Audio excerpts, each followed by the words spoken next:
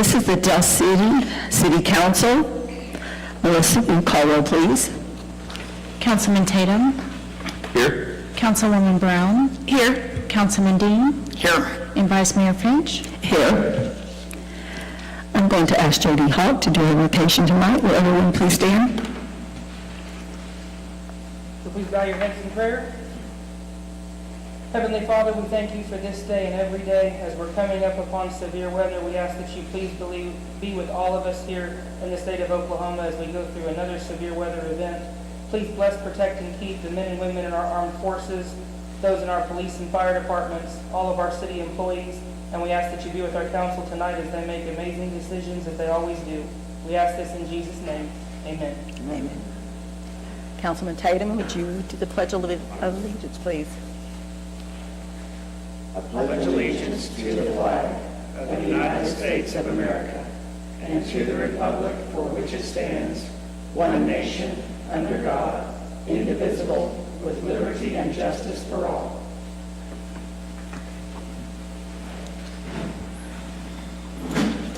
So a quick thought, usually Michael Dean is our designated survivor, but since the mayor is off-site, then he'll continue on for us this time. Hopefully he's not in Guthrie. Item 4. At this time, we ask for anybody that has any public input. Seeing none, we'll move right on ahead. For council, I'm sorry. Nothing? Whoa.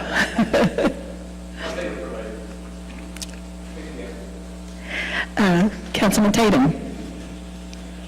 I have nothing. Councilwoman Brown. I do have an update for the bike safety. The Rotary Bike Safety Day has been moved to May the 7th. So we will not be having it this weekend. It will be May the 7th. Thank you. Thank you. Councilman Dean. Already given. Okay. The only thing I have is I've had some citizens ask if we were going to all go to the Planning Commission on April 11th. And is it going to be like a train, or are we going to get a bus, or are we just going to carpool? So it'll need to be a carpool. We will have a group of people set up to attend that particular event. We're actually coming up strategizing with the legal counsel on how we're going to formally approach that.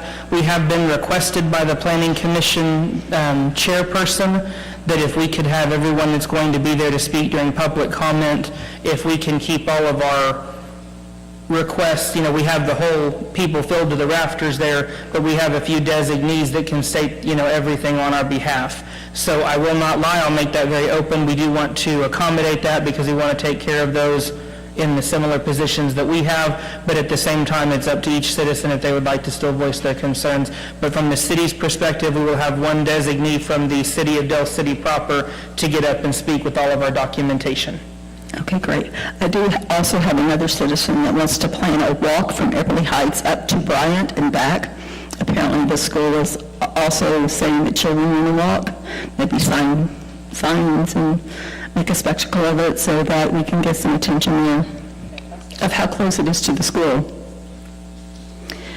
Okay, item 5, city manager report.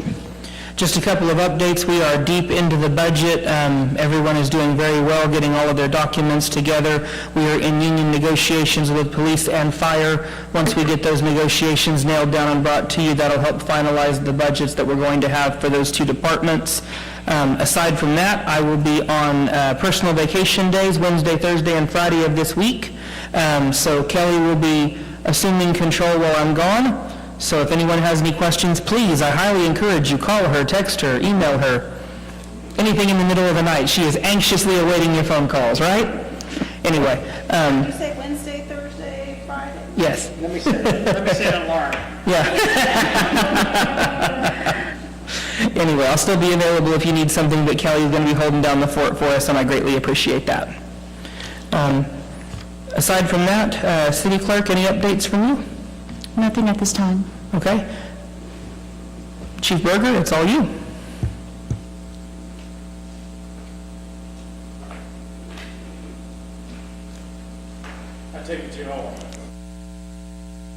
chance to get my annual report. Hopefully you had a chance to look through it. I'd like to take a few minutes of your time and just kind of walk through different sections here if you got any questions or comments as we go through it. I know myself and Major Brad Cowden here with me. Hopefully we can answer any of your questions. This was a first. We hadn't done this. I went back and looked. I think the last time the police department produced an annual report was around 95. So it really hasn't been done in a long time. So if I go basically to the start of it here, you see the outline, the organizational chart. Our vision, values, and initiatives haven't changed. If we could start at about department staffing. Any questions on that? That was done off of a survey. That survey was done in 2023 using what data we had in 2022. So it's about 2 years old on some of that. I was, I'm still fairly new here, and I'm learning every day, but I was really happy to see that there is a community service captain, Whitney Taylor. Yes. Can you tell me a little bit about what does that entail? He's also on patrol and does those things as well, but is he going in, what is the community part, services part there? I have him, and I also have an officer in there with him. I put an officer with him after the beginning of the year. Officer Lauren Vincent is with him, so there's 2 people in that office now. Up to that point, we've always had 1, and that office has run all the neighborhood watch organizations, helped run them, attend meetings, be my liaison to the neighborhood watches. It's helped in event planning. It does all kinds of different things. It does a lot of my recruiting, and that they've done a lot of that for the years. It's kind of my jack of all trades position in the police department. Has this been part of Del City's police department for a long time, or is this since you were here, have you initiated this? When I came on the community policing officers, there was a couple of them, and they were assigned to different community in the neighborhood watches, and it kind of dwindled away. If anybody remembers the name Patsy Burgett, John Bransky, they were big into that, and they were part of that. And then it kind of went for a while. If you remember, the name John Beach was here, and he was assigned to patrol to do his normal duties, plus also do this on the side. And it kind of got more than he could do both. When we moved into a new building in 2012, at that time, it was made a permanent office over there, and they were given that job away from patrol and away from investigations to do that. Up to that point, the recruiting and all that things were kind of divvied out amongst everybody in the department, so it was more centralized out of one office from about 2012. And we've run with 1 person in that office up until this year, and it's just got to a point where it's more than 1 person can handle, attending all the meetings every month and being available. So I put an extra body in there, and it's coming along really well. I know I may be getting ahead of myself, and I don't want to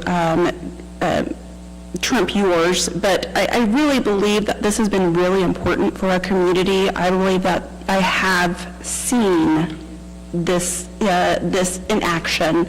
And as we look here, you do see later on that there have been some reductions, and you start to wonder why. And I believe that this is one of the main reasons why later on when we see there was, a reduction. I believe it has a lot to do with how you guys are actually dealing with the community and being out there and actually being community partners and neighborly and friendly and getting to know all of our community. I've seen your faces a lot, so I really appreciate that part of the employment process. I won't take too much time. Sorry, go ahead. Thank you. Any other questions on staffing? I heard you were fully staffed. I am. We are fully staffed with officers, and we are fully staffed with dispatchers. Our last dispatcher started this morning, and that brings us up to a total of 10 in the dispatch center. We have the 2 animal control officers, the 1 part-time and the 1 full-time that we've had for a couple of years. Our part-timer will be on a schedule working Fridays, Saturdays, and Sundays, so we have an animal control officer working 7 days a week now. So that's been very good, and she's been really out there involved in the community also. She loves what she's doing there, so that's been great. On the officer side of the house, I have 3 that are currently in the Metro Tech Police Academy who will graduate middle of May, and I've got 2 in the FTO program. So come the middle of May, we will have them all on the street and be ready to go there. We're full staffed at that point, just waiting to get some out of the academy, and then we can be really moving along, so.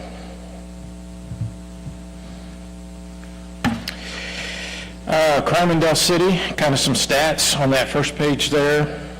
Page 9 kind of shows you somewhere we can track our calls for service over the last few years. Kind of goes up and down. You can see 2023, not the highest year for us, but still over 50,000 calls, which is is a lot for this size of city. You can see on the graph report on the other side some ups and downs there. And that's those state charges. You're talking about incident reports, the number of reports that officers take on a monthly basis, annual basis, supplements.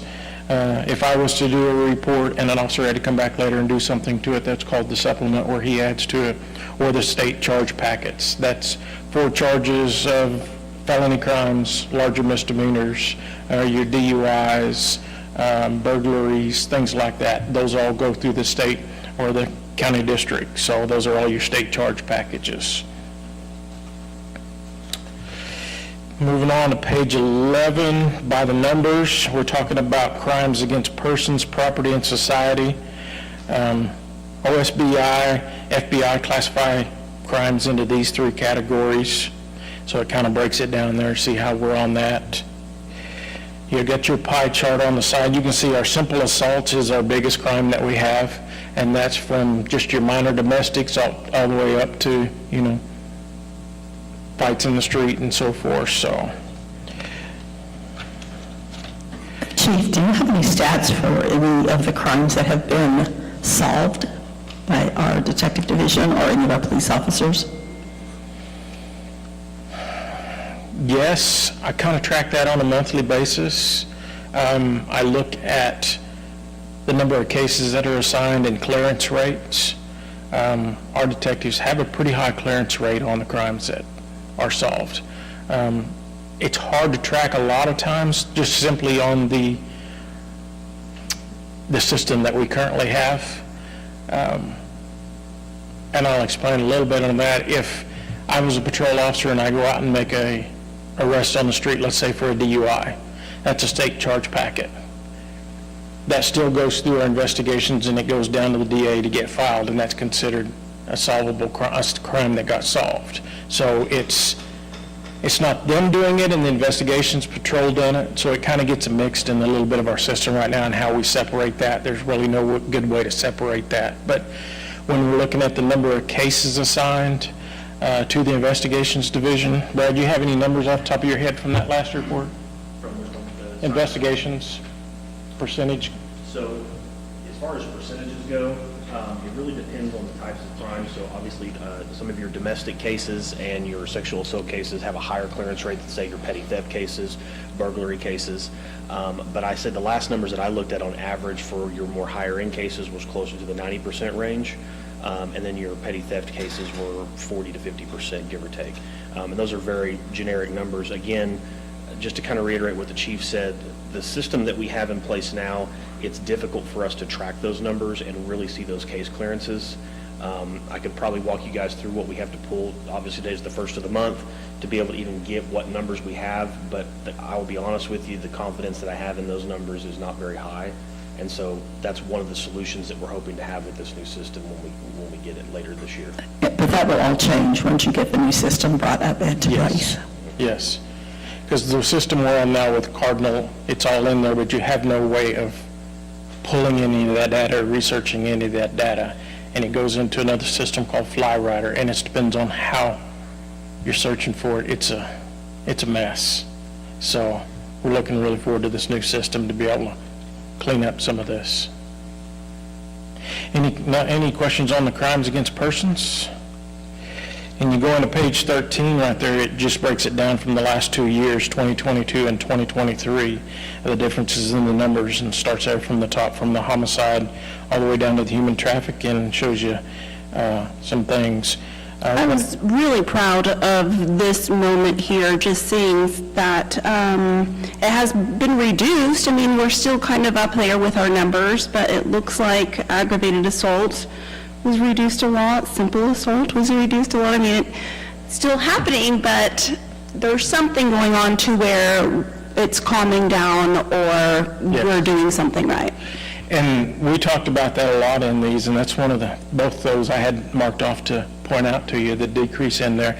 And I credit those to our domestic program involving domestic violence. Of course, we have our advocate on staff, Darla Cheek from the Middale Family Youth. She's wonderful, and she helps us a lot with this. She will take, a lot of times in domestics, we have victims that do not want to cooperate. She can intervene with that, get them the help that they may need, get them the protection order that they may need. So she is very valuable in these, and I credit her with a lot of these numbers dropping just to her involvement in that. And our program for domestics, the state come out, I don't know, 4 or 5 years ago with a sheet you had to fill out, and you had the checklist and everything. And our department has been used several times as the model for other agencies to look at and see how we're doing it because of the way we document it and we go on through the checklist. So very proud of that also. Any questions on those on 13 or 14? Crimes against persons, now crimes against property. I think we're seeing a little bit of decrease. When you go on page 15, crimes against property, the theft of the motor vehicle parts from 50 in 2022 to 2023 is 15. That's mostly due to your catalytic converters and the way the state actually reclassified that to be a felony from a car. So that's also helping in that with redoing of that law and changing that. Theft from the motor vehicle is down just a little bit.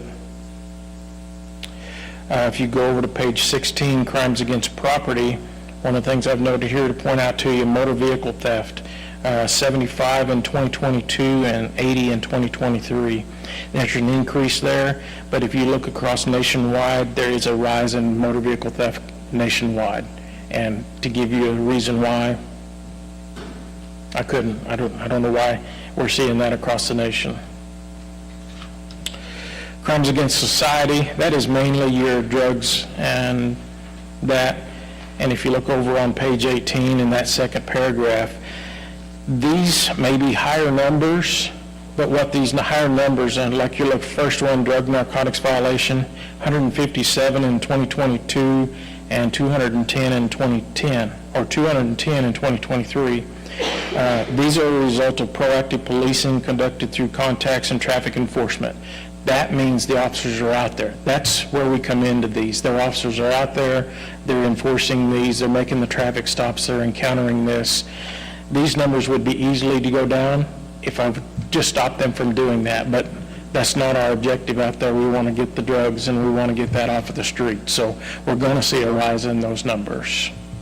Chief, is there any, do y'all ever do a comparison of how these numbers compare to other cities our size? No, we haven't, but that would be a good place to start. I mean, we're just now with this kind of looking at ourselves and looking internally to see where we're at internally, and then we can start looking, okay, how do we compare? But yes, that's a good point. I'd like to do that. I think that one interesting thing to keep in mind is that we have a large police presence per square mile. Yes, And because of that, you have more interventions, more things, more times to actually go and possibly have a statistic. yes, So lots of times we get blamed for high statistics, but it's because we actually have police. So if you don't have a police force, you'd have the best statistics. So, yeah, it's one of those things just to keep in mind. yes. And moving on, and talks a little bit about the patrol division, the investigations division. Use of force, I'm sure there will be some questions here. Department use of force summary. And it kind of breaks it down for the 2023 events on use of force.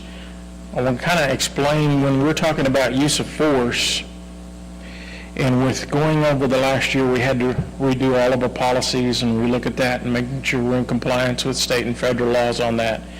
What we consider a use of force is anything that is outside your normal compliance. If somebody is under arrest and, tell them you're under arrest, I'm going to place handcuffs on you, and if they're compliant, then there is no use of force. So anything that is outside of that, any resistance, the officers themselves fill out a use of force report with what levels and what they did with that use of force. Then it goes to their supervisors to get reviewed, and then it comes up to the chain of command all the way up to my assistant chief to review the reports, any body-worn cameras, anything like that, to make sure we're in compliance with state and federal laws and our own policies and procedures there. So it's very scrutinized heavily on this. And so I know there's probably going to be a lot of questions there, so fire away. What can we come up with on that? How have our body cameras actually helped with these figures? A lot. We go back, before we had body cameras, we were doing use of force reports, but it was basically off of something that was just told to us. We had no way to check it. If we had a complaint that says this officer used excessive force, the only thing we had was to go talk to the officer and what did the officer write in the report. If there wasn't anything outside of that, we really had nothing to go on. These here, I think the body cameras have kept everybody honest, if you will. Not to say there was a problem before that, but it's there, it's easy to refer to.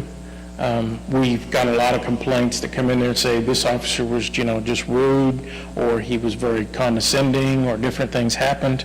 We pull the body camera up and say, here it is for you, see for yourself. That didn't happen. And that shuts down a lot of them right there. So It's nice to have video backup. yes, those have been really a game changer for us. So very pleased to have those. I do appreciate the transparency that it brings, the body cams for sure. My question to you is, you said the most common use of force, for example, here, it looks like it is verbal commands and hands and fists. Is that correct? Is that Yes. what I'm seeing? Why would verbal commands be use of force? Is that just because you said earlier to distinguish I'm sorry, help me understand. Use of force is set up in several different ways. The courts have ruled that if I'm an officer and I show up to the scene and I'm in uniform, whether I say anything or not, just being there, my mere presence in uniform is a use of force. Okay. So if we're telling somebody a command to do something, that is a use of force. We're asking them to comply. That's the first step. Okay. It's a use of force, basically continuum, and they're required in most instances to follow that. Your presence there, identified yourself, you're under arrest, I need you to do this. If they don't comply, then you have to step up.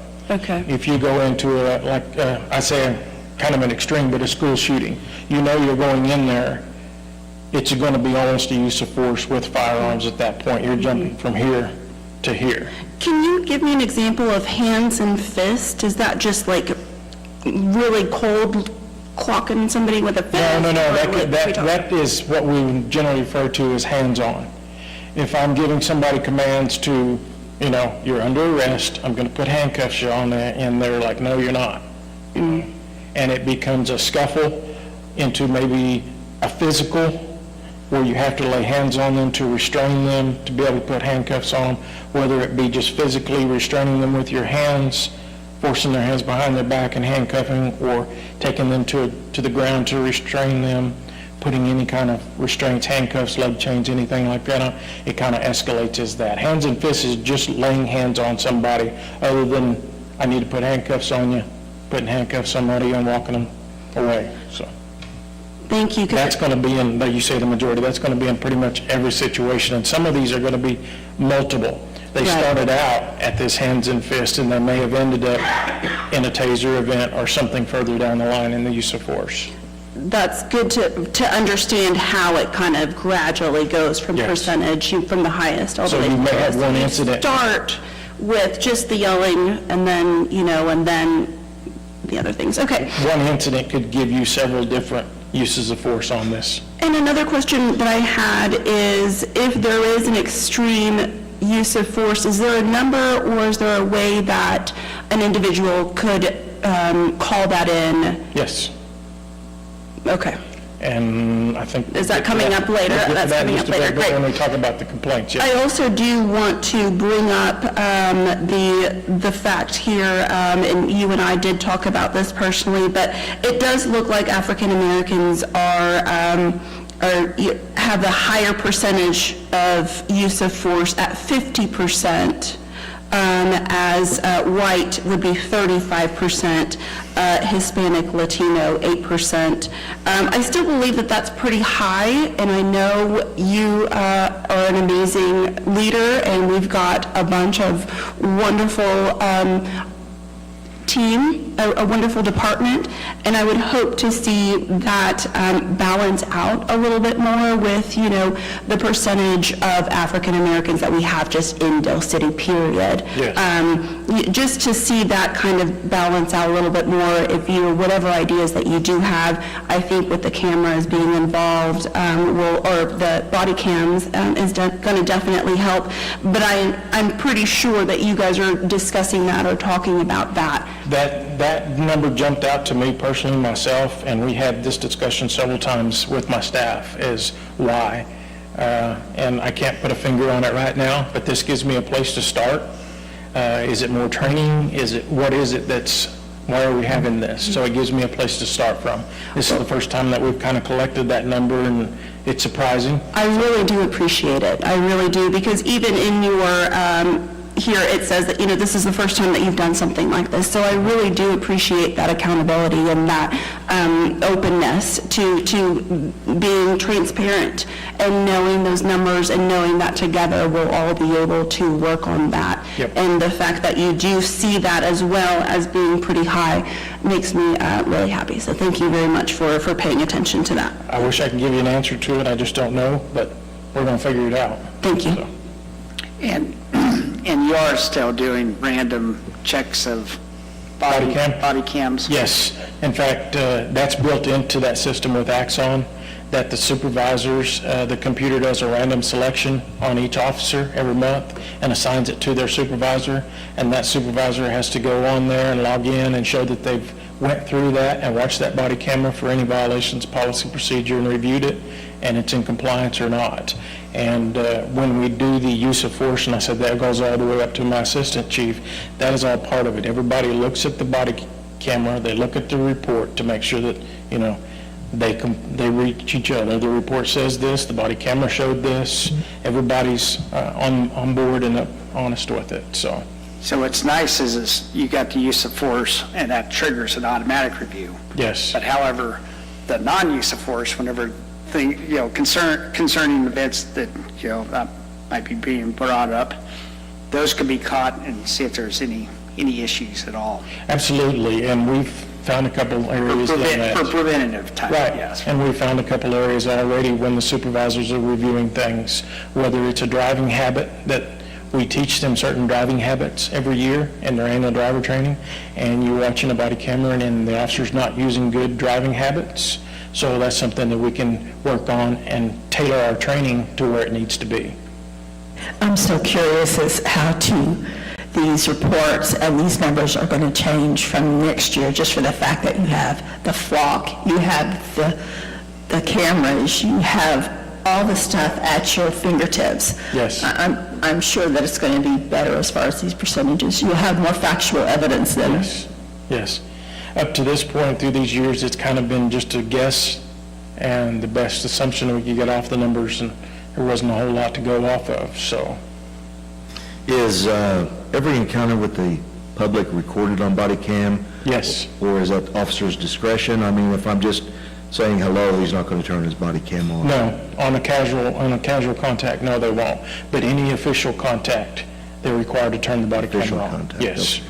They turn the body camera on when they're, say, like they're dispatched to a call. Is that departmental policy? Yes. Okay. They activate the body camera. Now, the first minute of the body camera is, there is no audio. but then after that, it picks up audio. So if they're getting a dispatch to a call, they know they're getting in their car, they activate the body camera. A minute later, the audio will pick up, and we'll usually get them driving to the call, arriving, and all the contact throughout there. So, Chief Berger, do our RSOs have these, all right. our RSOs? SROs? SROs, yes, absolutely. They're awesome. They I was don't- curious, because I hear stories come through my shop all the time, and I was just curious if they have proof of some of the stuff Yes. I've been told. And they don't run them 24 when they're in the school all day long. It's when they actually physically make contact on an incident in the school.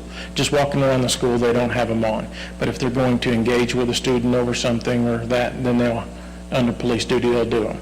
Recently, when we went into the Axon body contract this time last year, March of last year, we contracted for 40 cameras, which would cover our department. Got 43 officers total.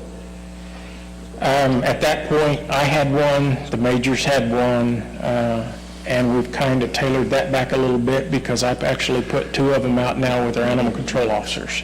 They are making contact the same way an officer would out there and encountering with the public, so I felt it necessary that they have one.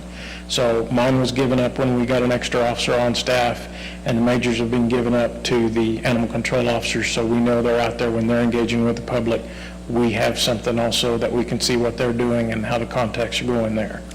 So. Vehicle pursuits, page 25. Again, I think you're going to see some numbers there in percentages wise, especially when you're talking about subject race. There's quite a big difference right there. And why? I don't know. But it gives us a starting place here where we can be more specific and start looking at things here and maybe figure some of that out. And again, this is like the use of force. Sometimes there may be multiple select fields that encounter this for one pursuit. There might be different things that encounter in there. Professional standards. And this kind of gives you a breakdown when we started talking about complaints, if somebody wanted to file a complaint. There's really 2 kinds of complaints there, formal and informal, and there's ways they can come in. We have that public portal now on our website. That has been really a game changer. I can go back to the year before, and if you came into the police department and you wanted to make a complaint, it was not required, but we would like for that person to sit down and talk to a supervisor and see what the complaint was. A lot of people, I don't want to talk to a supervisor, and would walk out the door. And then at that point, it was just kind of like, okay, no complaint.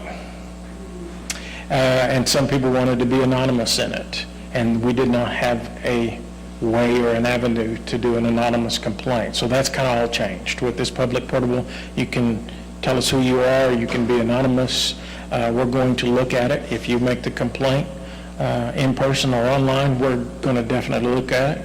And we log them and we can track them. That hasn't been done in the past. It's just been, they made a complaint, here's a packet, put it in the drawer. And nothing was ever followed up on if it was, minor or anything like that. So we've kind of changed that avenue and trying to be more transparency in that way too, so. So when a complaint is filed, we send an officer out? No. When a complaint is filed, say they do the online portal and they can make a complaint about an officer at an incident, whether they got a ticket or they showed up to their house, it will come in, it will be assigned to a supervisor to look at it right away, see if there's anything to that complaint. If it looks like it could be a serious complaint, then it's going to come up to a higher level. Does it need to go to a formal internal investigation, or is it something that can be handled on a supervisory level? Did the officer lose his cool? Was he right or whatever? Can we handle it down here and document it, get him any training or counseling, anything that they need to change this? Or does it need to go to a higher level to an internal investigation? It's kind of put in there, but everything's assigned a number and tracked. I like the fact that you also take our senior citizens into consideration, and you have a drive-by for our senior citizens to check on them. Also, the vacation portal, where people, when they go on vacation, they can put that in there. Yes. I flitted around on it a little bit today, and I was like, okay, this is awesome. That's been a game changer for us. I talked to Officer Calvin earlier, and he said he checks it daily. Yes. So that's a plus to know there. Yes. It's not just sitting there not being utilized.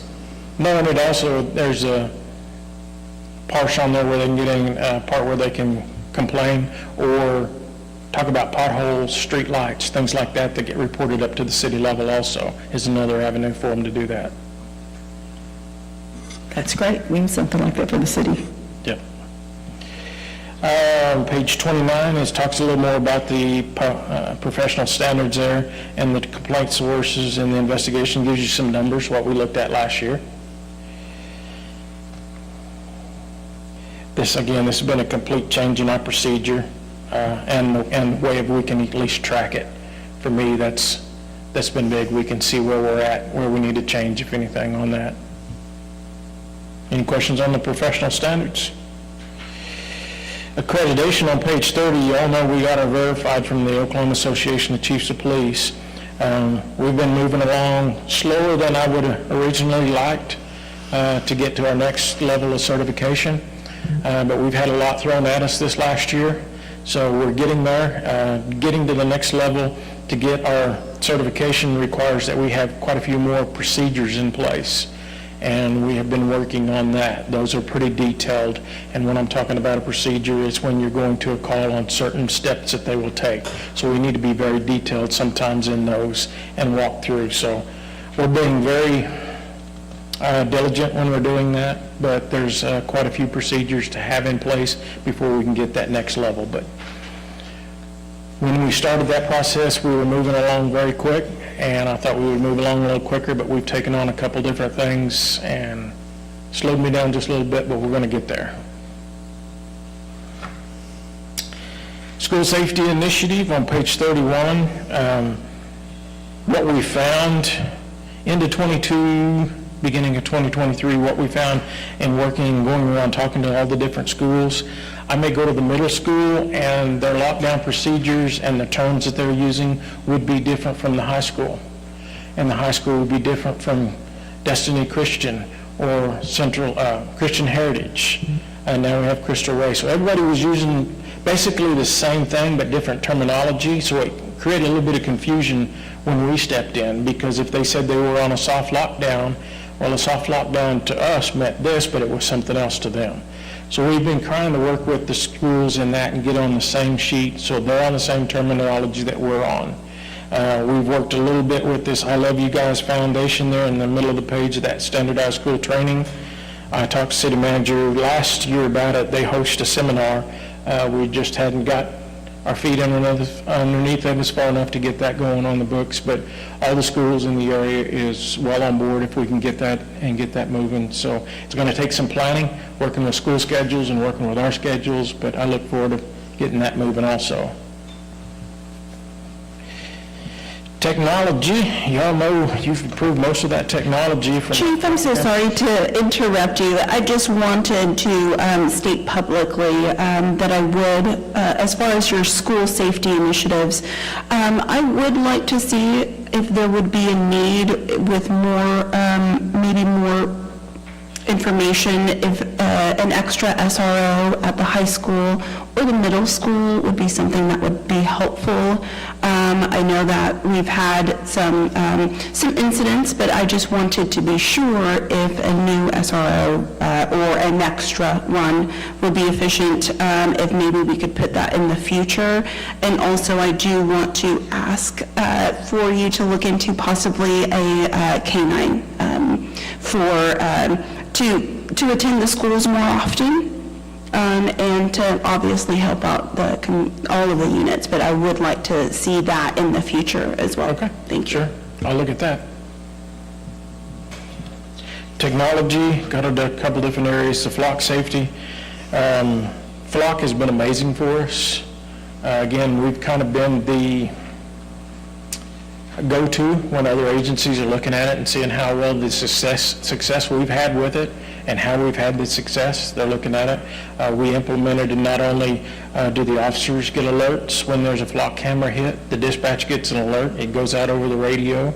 That's been our biggest thing right there, that when it comes in, the officers get that alert right there on their mobile device, and dispatch gets it, and then go out on the radio in case somebody wasn't watching the mobile device. Descriptions, direction to travel. We've used them in several of the investigations. When we can get a description in a car leaving a scene, and we know that we've got a green four-door Toyota or something like that, then we can go to Flock and put in parameters that we're looking for this kind of car, and it gives us leads to go look at instead of looking the Metro for a green four-door car. So it gives us some idea. And then we've got, when we narrow down on specific suspects, we can actually look where they've been and prove that they've been in that area if they were using that car. So Flock's been amazing. Chief, we do not share any of the information that we collect on the Flock cameras. We do not share that with anyone, correct? The information we collect, no, but our Flock cameras are shared by other agencies. They have access to them if they were to do a inquiry, if you look. So we have access to other agencies as well. So if we were looking, if we had a tag number or a vehicle description, and if we were looking for a particular car, we have access to Oklahoma City, Midwest City, and surroundings that we can go in and put that in, and we can see where they're at. If they get an alert on the other side of the city, well, this is where they're at over here on this side of the city, and get Oklahoma City to help us or something like that. That's where I think some people are confusing that. Other agencies have that access to be able to input and do a search for a vehicle with all the cameras they have access to. But it's not used to store data on people or anything like that. It's used for investigative purpose. And you have to, when they get in there and they go, even on their own, if they go to look for something in a Flock camera, it is for an investigative purpose only. They're putting in a case number, they're putting in why they're doing this investigation. And that data is only held for 30 days, and then it's completely gone and nobody can get to it. So if it wasn't part of an investigation and 31 days later you say, well, I want to look for this, it's gone. You can't do it. So am I answering your question with that? Okay. I don't know the number. Brian, do you have any number on Flock, where we're at on the recovered vehicles? So we surpassed over $500,000 in recovered vehicles and properties since May of 2023. So we went completely online May 26th of last year, and since that time we've already, I think we're at $521,000 in recovered, and that's a number that I figured up a couple weeks ago, and they've recovered more since then. So it's not uncommon for us to get 4 or 5 a day easily. That would be nice information on the next report Okay. to include. And Flock is expanding. I was down in Moore just this last weekend at the Lowe's, and every entrance to the Lowe's there in Moore has a Flock camera. And that is a contract that Lowe's has done with Flock to cover their parking lot, and it has cut down on their retail theft. So it helps in the investigations for them too. So, and they have their access to look at it, and they have granted more access to look at their internal Flock cameras for Lowe's. So it's good for businesses too. Frontline, that was one of the first things that we did coming on there, is that basically opened it up and gave us more way of tracking things. That's where you make your public portal we were talking about earlier. We've also started a new evaluation system for our employees. We do all of our evaluations now on this Frontline. We can set up programs, and it tells us when an employee's evaluations are coming due, and it's all online, gets sent up the chain of command and back down the chain of command as everybody writes on it. So I think it's streamlining that process too. So the evaluation system we've had for personnel has been there 20 years plus. So we've made a lot of changes with that. When your evaluations are going on, I'm sorry? when your evaluations are going on, do you ever go back to seeing how they're interacting with the public with the body cameras? Yes, absolutely. Thanks. Page 35 on the DJI on our drones. Drones have been an amazing addition to the department. We have gotten quite a few calls from different agencies, surrounding agencies, calling us for assistance, come over with a drone, missing persons, things of that nature, suspects on the loose, bail from a car, something like that. They'll come over and we'll throw up a drone up. I think in one last week at Midwest City, we had a drone up, and how quick? They asked and called us for a drone. An officer got over there and deployed a drone in, That's 14 minutes, so from the time they requested, and we had one in the air in 14 minutes. so. That was a... Domestic violence suspect. Yes. So that's been a real good program. 2 drones per shift, and then the investigative drone, so we pretty much got one on the street at all times, working to still get some more people trained up in that program. The mobile fingerprint scanner, most of you probably didn't know that was there. I implemented that and purchased some of those last year, and that's just to ID people on the street. In this day and age, a lot of people do not want to identify themselves. And up to this point, when I was a young officer on the street, if somebody gave you a false name and you knew it was a false name, they had no record, anything, no driver's license come back on, the only option I had at that point was to take them to the Oklahoma County Jail, take them inside, get them fingerprinted, and see what would come back on them, which would take an hour, 2 hours at a time. And sometimes that was a waste of time, and they come back and there was just nothing there. Most of the time they're hiding their identity for a reason. They've got warrants or something like that. So this is a mobile fingerprint scanner that's been out for a few years. Most of your other agencies around us have all been using it. Harrah, Midwest City, Oklahoma City all have them. So up until last year, we were pleading with them to come over and bring their scanner and ID people for us on the street versus going down to county jail. So I stepped up and we got a couple of these out there, and they've made a difference out there on the street, being able to make a quick ID on people.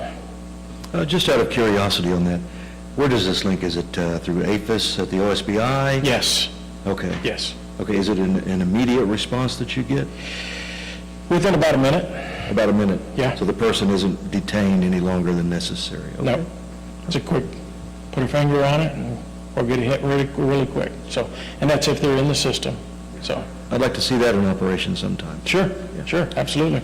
On the same token with that one, should we have someone that was in need of medical help unable to get your identification? That's a way to help identify them as well. It's not just for the criminal aspect. Yes, absolutely. Central Square on page 37, y'all, I think are familiar with that. That's been coming along quite rapidly. We have made the purchase here about a month ago. You approved the purchase of some laptops and iPads. The laptops have been ordered. We ordered 45 laptops. They're on the way. They're being built at this time. We'll see them coming hopefully next month. Brad?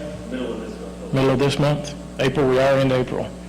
13 iPads, and then we also done the upgrades in dispatch with the money allowed us to do that, and that's kind of improved our dispatch. You go in there now and they've got some bigger monitors, real nicer setup now. We're changing some of that. We actually got Next Gen 911 in last week also, which is going to dramatically improve their operations in there. More pinpoint locations, all kinds of different stuff that they can do with the Next Gen 911. So that's coming a long way there themselves. So Brad's getting one station set up so far? One's done. One station's done, so if you get time, come by and see the new monitors and that in there.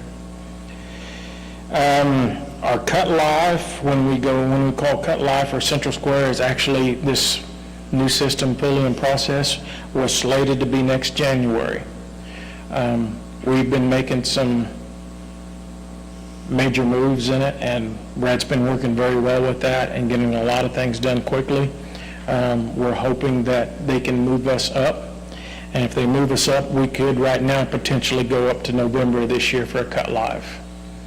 So that'll be moving it up quite a bit. So, and that entails all the training, on-site training and everything that the officer's going to get with that.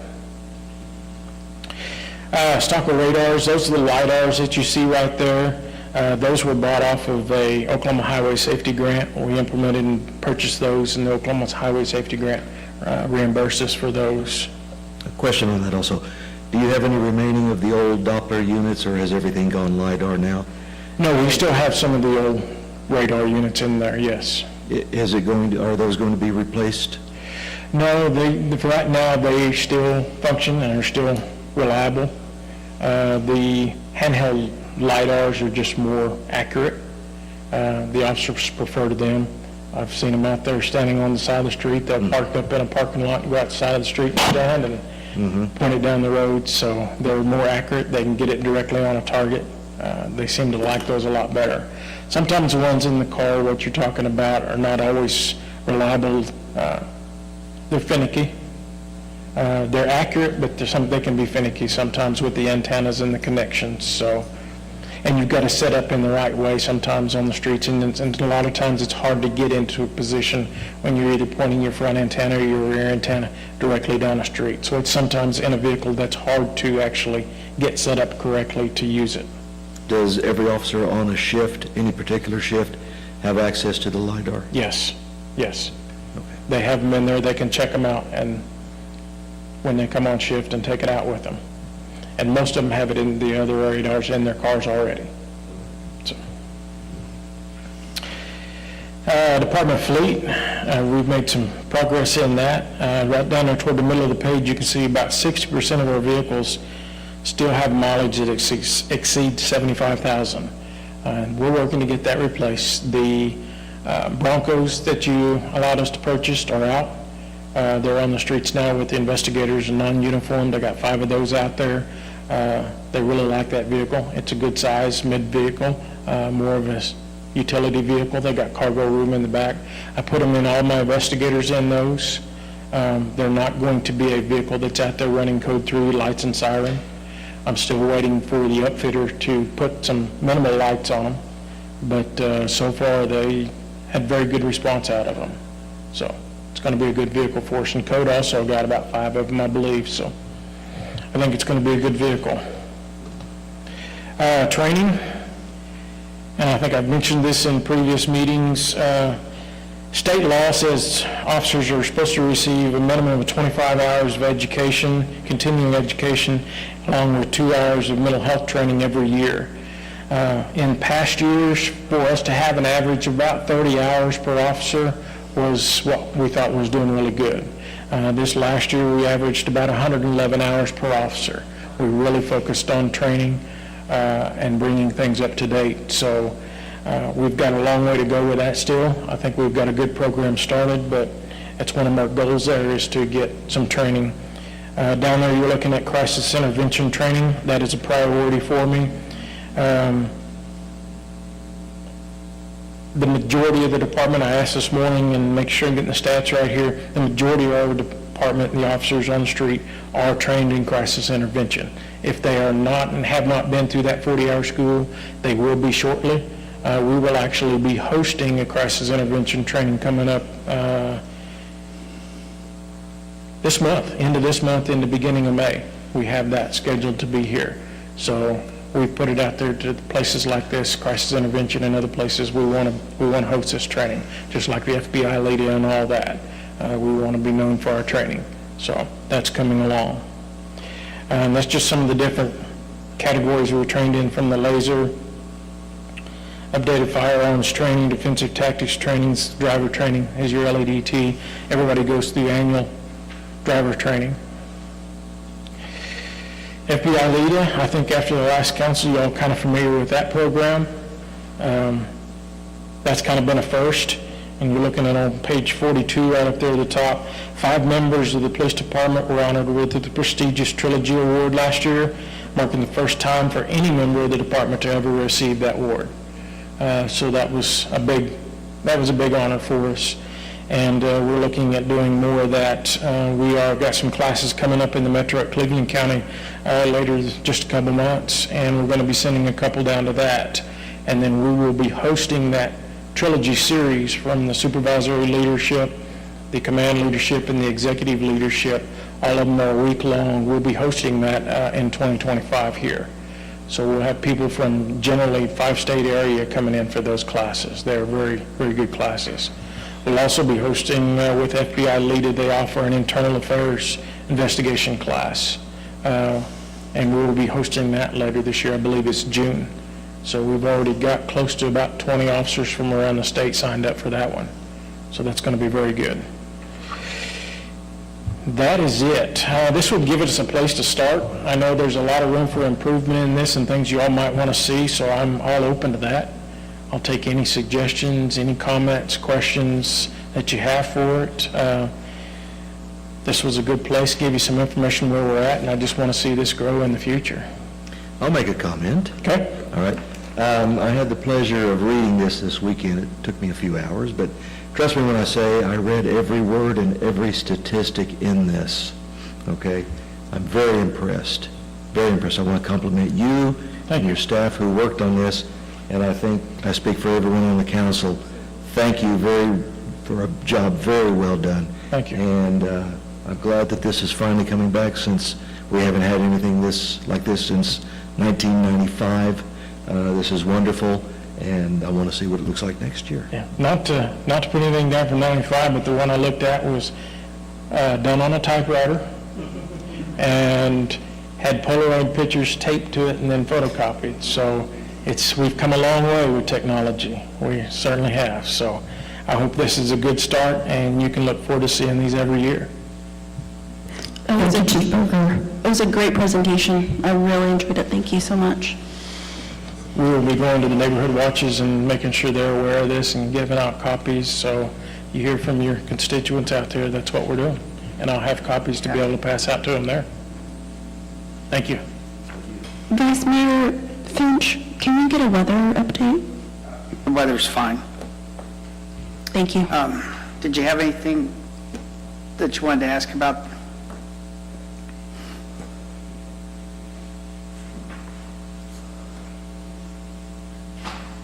Ron McCall, 3403 South Woodland. I've been a member of Neighborhood Watch since the mid-90s. Sorry? Thank you.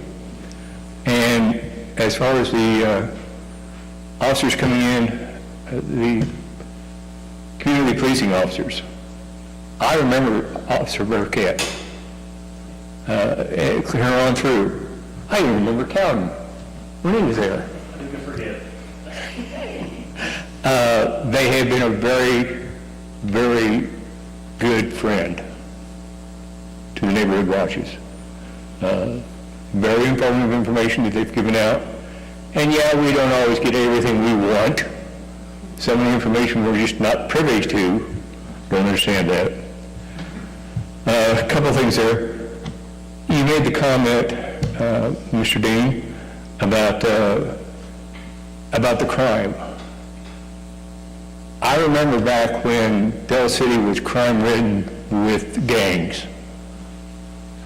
And we were in the news all the time.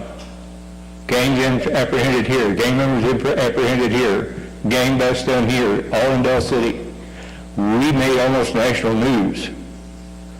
It became known that we were gang-ridden only because our police officers, our police force, were active. They were out doing their job. They were busting these gangs up. So they were doing their job. So well that now we're known pretty much gang-free, and you don't want to be a gang member in Del City. We'll bust you. So, yeah, it's good that we do have them out there doing their job. Something else I'd like to point out is the calls for service. It seems high in this report. We've got a lot of calls for service. But something to remember is those calls were initiated by the public, not by our officers. The officers respond to the calls of service, but the calls come in from the public. So, some of them are bogus, but at least they're doing their job. They're going out and making those interviews and answering those calls. And if you haven't guessed, I'm a big police, but thumbs up. So, yeah, I'm not biased. Thank you. Thank you, Ron. Well, we're still on item 4, or item 5, I guess. Phew. Director Stahl, you want to follow that? Do you have any updates from your department? No, not about your agenda item. This is just director updates. He did a great job. Director Fryer? Director Gandy, you're just waving at us, right? Hi. I'll keep mine less than an hour and 1 minute, since that's what the chief of just lost my note, 1 second. Okay, so real quick, at the end of this month, we're going to have a tour. This is concentrating on the 15th and Sooner area of the city. We will probably tour a couple of other areas, but just wanted to let you know from an economic development standpoint, 15th and Sooner being our focus area, we're going to be heading that way at the end of this month with a specific developer. So we're going to work on making sure that area is cleaned up, presented well. Code is already aware. I believe Public Works is already aware. We're going to run street sweeper. We're going to present our best selves at that point. So that's at the end of this month. Very happy to let you know, and thanks for coming in on Friday for that special meeting. The TSET grant was submitted and was accepted, so we are waiting to hear back on that. We did meet all of the qualifications, submitted all of the qualifications required for the gold standard, so we are anxious to hear back on that. That should be in the beginning of June that we hear back on that. The website survey that was sent out on, I think I sent that out on last Thursday, is due tonight by 10 p.m. Don't mean to give you any homework assignments, but if you have not submitted that, thank you very much, Pam. So yes, if you have not submitted it, please submit. I know that there are some ambiguous questions in there. Just answer to the best of your ability. It's a launching point. This is really just the launch of researching into what we need for the website. And then our next branding meeting will take place on April the 12th. Part of that meeting will be seeing our first few versions of potential logos. They'll be black and white, so there won't be any color involved, but we'll get to look at that. And I think that's it. Any questions? What's the date for maybe the website being done? So website should be within 3 months of this week. So this being the start, we should be done within 3 months. And there was a delay, just to clarify.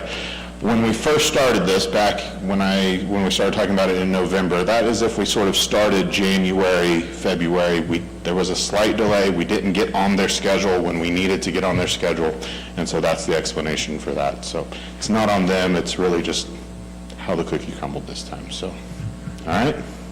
Thank you, Kyle. Thank you. ACM, anything from you? You mentioned that the mowing contract started today. So that's fantastic. We're going to start seeing that on the right-of-ways, the parks, the easements, the city buildings. Everything should be up and running starting on today, so we should start seeing those getting cleaned up and pretty. What was that? The mowing contracts? Mowing, yeah. Different mowing that we're doing? Yeah, I saw them out there doing a fantastic job on Sooner Road. Wonderful. They mow the parks on Mondays and Tuesdays of every week. Wednesdays and Thursdays will be for herbicides as they need. They were out edging and scraping the gutters out, and, I mean, they were doing a fantastic job. That's awesome. Judy, are we still looking for a landscaper for the front firewall here? Yes, we are still in the mode to look for that. Okay. You already had your turn. I know, I got one last thing. So because of the weather tonight, we canceled the EDA meeting, and as part of that, we were going to have a presentation of our dining in Del City for this month. We went ahead and launched that mobile campaign and the social campaign. So you'll see that Feng Chao is our dining in Del City for this month. They have gone ahead, they had already started fixing goodies for us tonight. So Feng Chao, thank you for bringing those in. They have said that they will be at our next meeting. So we'll present everything at that next meeting. So.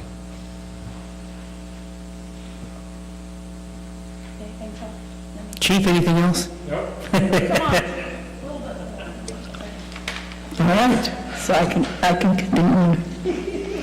Okay, item 6, consent docket. Discussion, consideration, possible action to approve the following items by unanimous consent with one motion.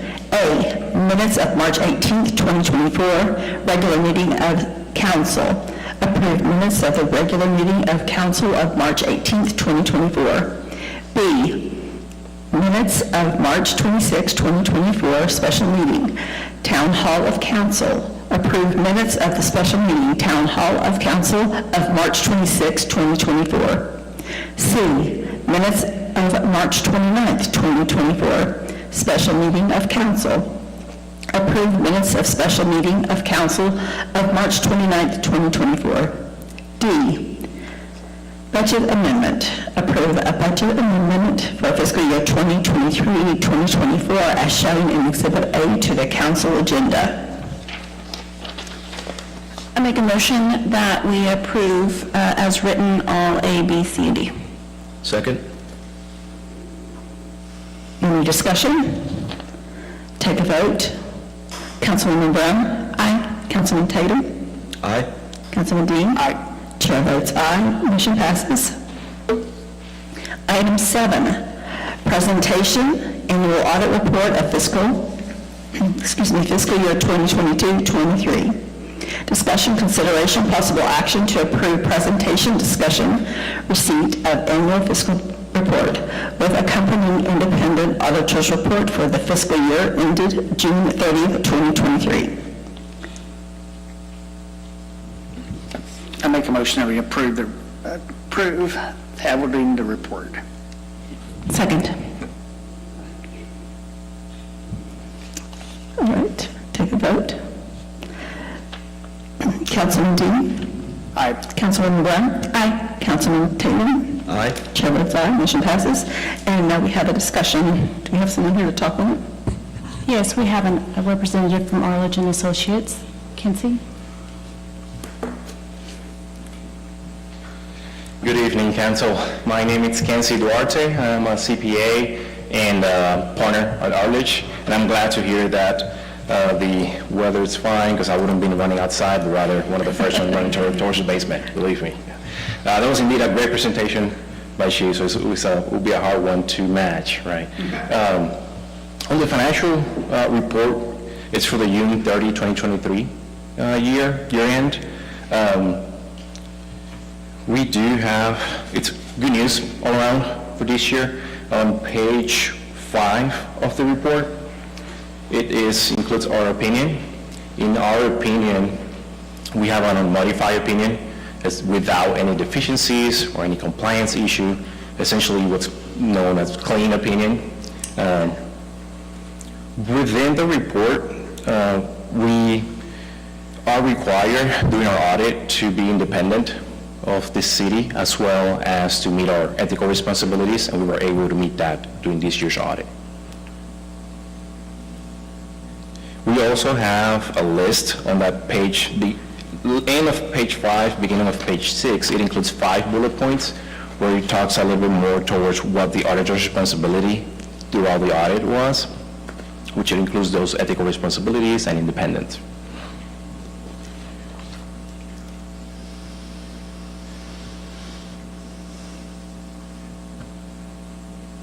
We do have an emphasis of matter on that page 5, and it's a question that we usually get, and it's because the report was prepared based on the modified cash basis. So essentially, cash basis, it's all the cash flows that are in and out, all the inflows and outflows of cash, right? The report has been prepared in order to include certain modifications to those. Those modifications are included in page, if I believe, 31.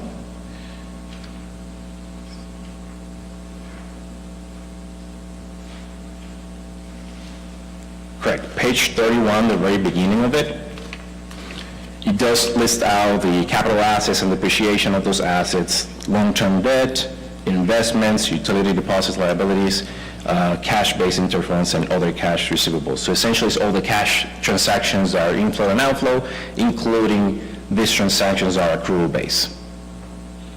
It is an accepted basis of accounting for the reporting in the state of Oklahoma. Many of our cities in the state are under the modified cash basis of accounting. It's another comprehensive basis of accounting that's accepted by the state.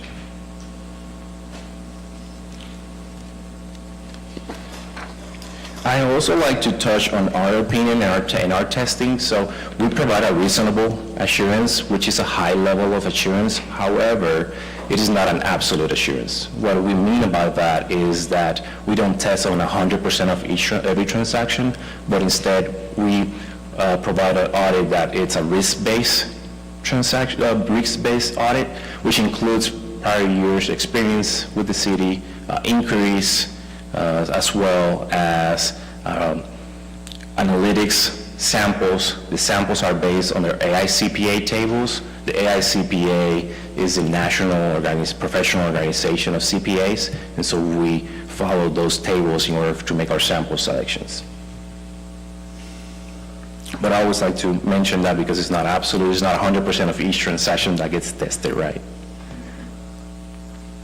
So I like to think about this report in three separate sections. One is the financial reporting, which we touched base on the opinion and the disclosures. The second section, and it may be, I'm not sure if it's included in your report, under the same report, but it is under the single audit report. With that report, it may be at the very end of the report, included at the very end of the report. We do have our reporting, which is the next page that has our logo in it. It is a report, but it's not an opinion, and essentially is for the procedures that we perform under the government auditing standards. And essentially what we looked into is whether there were any compliance issues with laws, regulations, state regulations, as well as the deficiencies of internal controls, right? What do we mean by internal controls deficiencies? If management or employees were not able to prevent and or detect and correct those misstatements. We did not identify any issues this year. We did not identify any deficiencies on internal controls. So again, overall, it's really good news all around, right? The third section is what's called the single audit, that it's under the uniform guidance, and essentially we looked into what affects material to the report on certain compliance requirements for the program that got selected to be tested. On page 6 of the single audit report, it includes the full schedule of expenditures of federal awards. Within that schedule, we can see that the total expenditures, federal expenditures for the year ending June 30, 2023 was $1.5 million. And then on page 8, it includes a summary of the entire, on the financial report, all three sections, right? What was the results of the financial report, the yellow book, this is the governmental auditing standards, as well as the single audit. And we have the unmodified opinion, no material weaknesses, no significant deficiencies, no non-compliance, and the same on their federal awards. We also make notice to the program that got selected for testing this year, and that was the coronavirus state and local fiscal recovery funds. We also have, if you look at the very last line item that says ODT qualifies as a low-risk ODT and it's X with a no, essentially you need to have 2 full years of single audits without any material misstatements or that was submitted timely. And so I believe this is the 3rd year with a single audit for in a row for the city. So next year, since there have not been in the past 2 years any material deficiencies or findings, then it will qualify as a low ODT. All that means is that we're required to test 40% of the federal expenditures of that 1.5 if it's not considered low, but it will be 20% of those if it's considered low, right? This year, it wouldn't have mattered because of the coronavirus program being so large in the money-wise, so it would have just been the same program selected for testing as major program. And on the last 2 pages, it includes, again, whether there were any findings or other matters that needed to be communicated for the readers of the financial statements, and we did not identify any during this year's audit. Before I open it up for any questions or comments, I do want to go over our required communication letter, and that is a separate letter that gets communicated to governance. Within that letter, we go over whether there were any disagreement with management during the year, as well as if we had any other matters that needed to be communicated as far as that would not cover with the report, and we did not identify any. It was, again, all around great report. Our team, again, enjoyed this year working and getting help from the city manager as well as the city clerk. So we enjoy working with them again this year and look forward to next year. And with that, I will open it up for any questions that you may have or comments. Great work, Melissa and team. This is fantastic. Good job, guys. I was given a homework assignment to read this entire thing this weekend, and I tried, I really did. I will say it's very thorough, and I'm glad to see how well our city is doing, and especially our city manager has shown that he's has a lot of integrity. So I really appreciate that. So. I plan to go over the 50-plus pages tonight, Rand, but because of the weather, so I'm just going to cut it short a little bit. I do want to comment, it is a great idea for those readers of the financial statements. The report, page 6, it's a management discussion and analysis. What that includes is basically a summary of what the position of the city is, and it also includes an economic outlook for the future year. So it's always great to just go there first, start there, read through that, and then maybe go over the rest of the report. But that is always a great place to start to get some information over the city situation and that position. I make a motion to close the discussion. Second.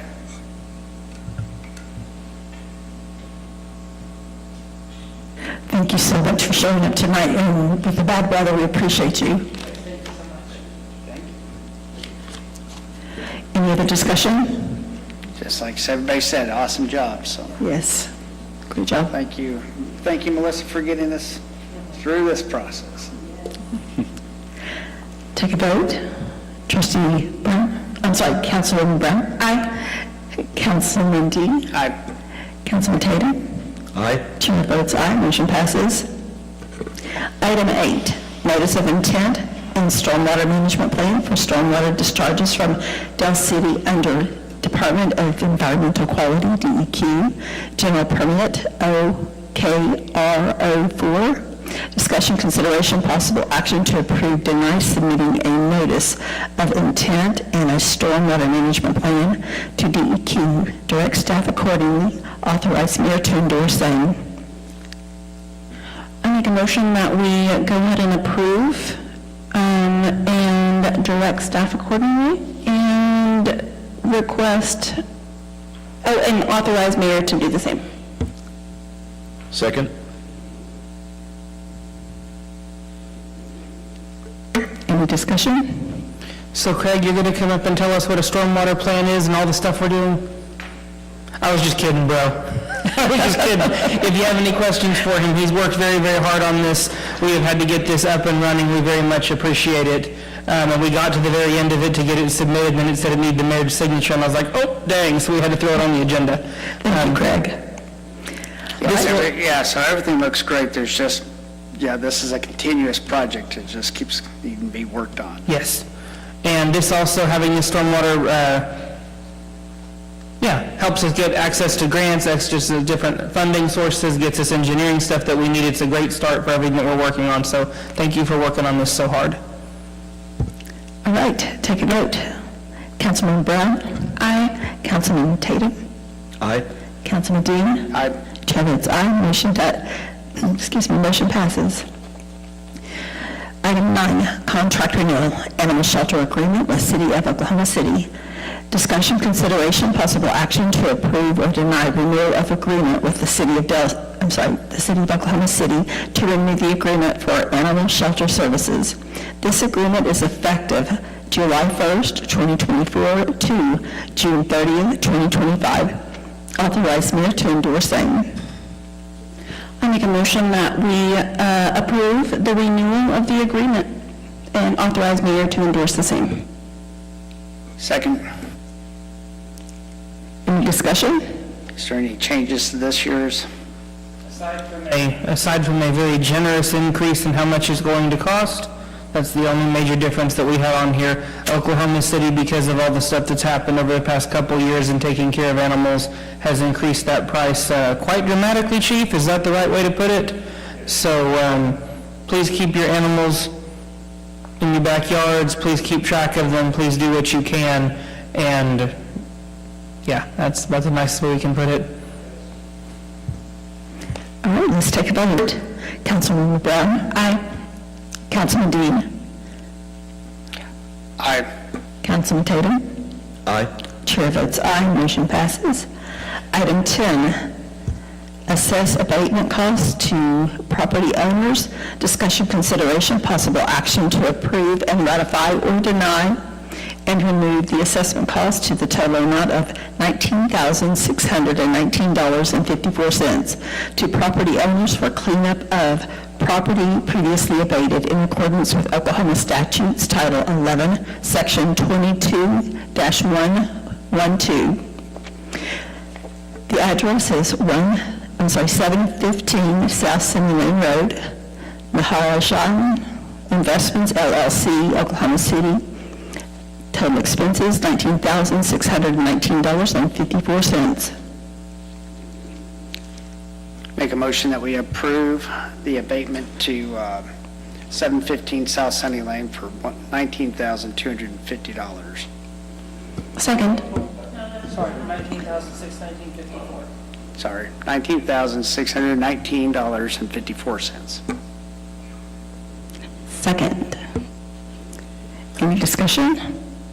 Yes, so in conjunction with our audit and this $20,000 for this property, we're going to end up filing a lien on the property. And so whenever the money comes back, this is $20,000 going out and being held. Do we charge interest on that $20,000 until it's repaid? So there's statutory interest on that. It's calculated into repayment, so it may take years to recoup that. But the interest, the Yes. statutory interest is charged? Yes. And then whenever it comes back in, how does that get accounted for? Do we have a way for this tremendous amount of money that we always put out to be calculated coming back in or to be tracked? We do keep track of it. Comes back as a weed tax Yeah. You'll see to that the in city, so it's a sales tax line item that comes back from the sales tax. Yeah, and you'll see that in the budget in the weed tax section, but one thing about this, once it goes over to the county, after we assess the lien, it goes against county, then we only get back, we get back a generous portion of it, but the county gets a share to do all the processing fees, right? There's on top of them. Oh, okay, good.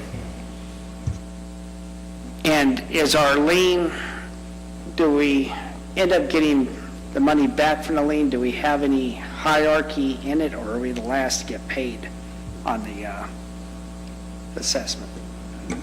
That depends. So it's really hard to answer that question. We're just another line item in that assessment. I will tell you, in the recent years before the housing interest rate went way up, whenever the interest rates were down, people were buying a ton of these properties that did have previous abatements, and we received some very large return on, I guess investment is the word, whenever we did an abatement, I guess is the word. So we have seen that in some years, so probably depends on the housing market and how quick they get these. Okay, let's take a vote. Councilman Dean. Aye. Councilwoman Brown. Aye. Councilman Tatum. Aye. Chair votes aye, motion passes. Item 11, ordinance repealing subsections Chapter 15, personal. Discussion, consideration, and possible action to approve with modifications or deny ordinance number 1428, amending Chapter 15, personal, Article 2, personal ordinance by repealing in their entirety subsections J through L of Section 15-26, separation repealing in their entirety subsections F, FMLA, leave, and J, maternity leave. B, punctuary interest. E, political activity. G, use of city equipment of Section 15-29, conduct of employees, and providing for repeal of conflicting ordinances and severability, and authorize mayor to endorse same. So before we take a motion on this, just to give you all an idea of what this project is, we have given Director Stahl we missed item C on there, outside employment, if you could add that to your... Oh, I'm sorry. Items, Repealing the entirety. Oh, okay, right here. entirety subsections C, outside employment. Well, thank you. Thank you. So before we get into the vote of this, so just to give an update, we have given this major project to our Human Resources Department, and Director Stull has done a wonderful job. What we have done in previous years, and we're talking from the 1970s on, anytime that we had a personnel action for whatever reason, we placed it into an ordinance being the equivalent of our city laws. Technically, all of these items need to be policies. Certain ordinances need to stand that kind of keep the direction of how the Human Resources Department should go, certain protections to employees. But just to give an example on these, and we'll let Director Stull go in deeper on some of them, but like the FMLA leave, that's a federal requirement that we have to follow, whether it's an ordinance or not. So she has developed a policy that we have adopted for all city employees that models it as it goes. Should there be any FMLA modifications at the federal level, having to come back and modify that and then have to file an emergency and wait 30 days, all of those things are unnecessary for ordinance. So we are starting here on the Human Resources side and going to get that section cleaned up, and then once Human Resources is complete, we have 7 other departments worth of ordinances to clean. So Billy is very excited, I can tell, right? Nothing like, did we tell you that you're going to redo all of our ordinance codes or whatever when you started? I think you left that fact out. You're becoming a better deal every day. So if, Director, if you can give us an update, and then we'll move forward on the vote. Thank you.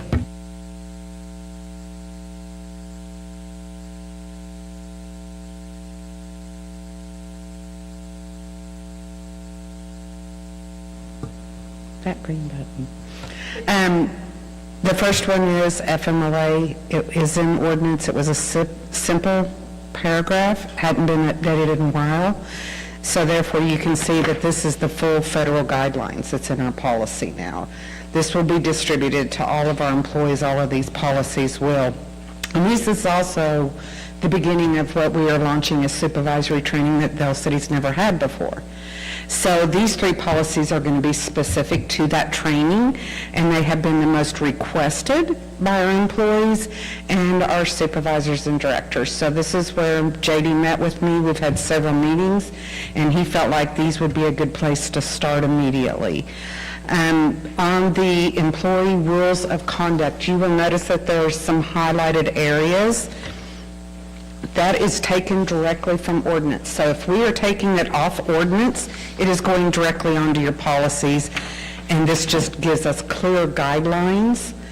A lot of these policies are kind of vague, and the purpose of us putting into policy is to make sure that all of our employees, all of our supervisors, all of our directors, everybody is part of an organization, that we're all playing by the same rules. So we've worked really, really hard on these. I apologize that you didn't get these ahead of time. And I am open to discuss. The third one that you will have is discipline. It was very gray on the ordinances. It was left up to interpretation. And this has been a very challenging one to work on, because we want to make sure that it is absolutely clear again to all of our employees of where we want to see you grow. And we have to start putting the rules out there for them. And my interpretation of this project, which is very, very large, it's like we've all been put on a board game and been given different sorry pieces, Monopoly pieces, and we're saying, let's play a game, but there's been no real hard rules in place. And when I got here and I started visiting with supervisors and employees, ordinance didn't give us enough rules. So what one supervisor would interpret as what they would like to see, another one wouldn't. And then your employees are even confused on that level. So that is our goal, is to make sure everybody is on the same page.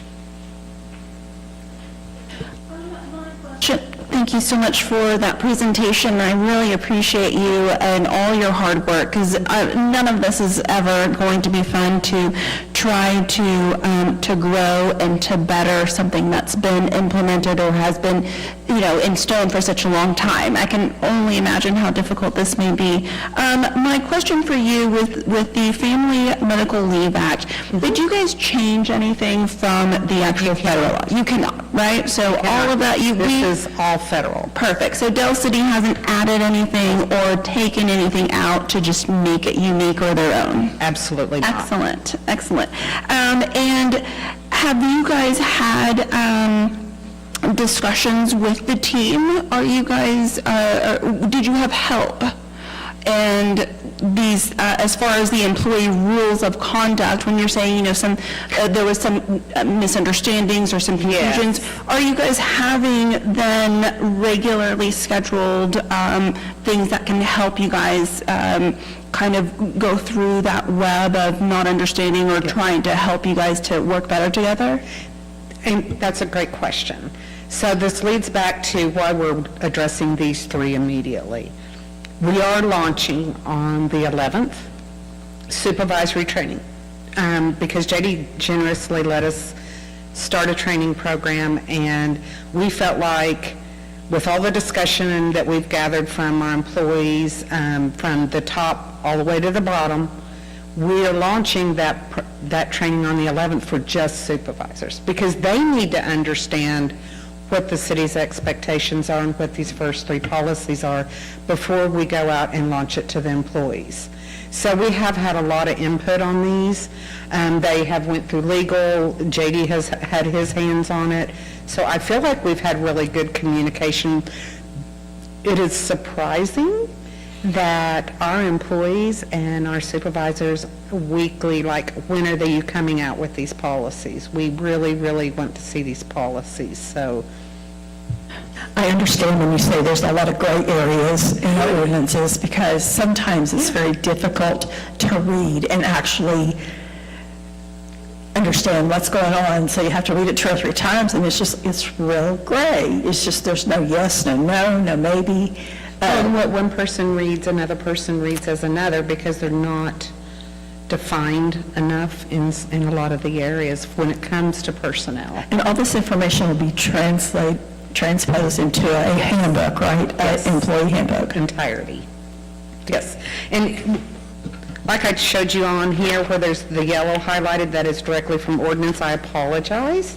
I didn't have time today to do that on there, but anything that we took off of ordinance, on the code of conduct, there were just lines here and lines there. It is a very large process to go through all the personnel ordinances. We do have them all put into policy, but they still got some tweaking and legal and all of them to go.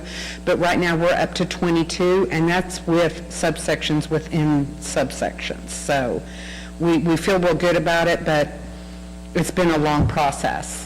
Personally, I think it's a good idea to move all of this out of ordinance into policy and procedure, and I appreciate what you're doing here and all the hard work.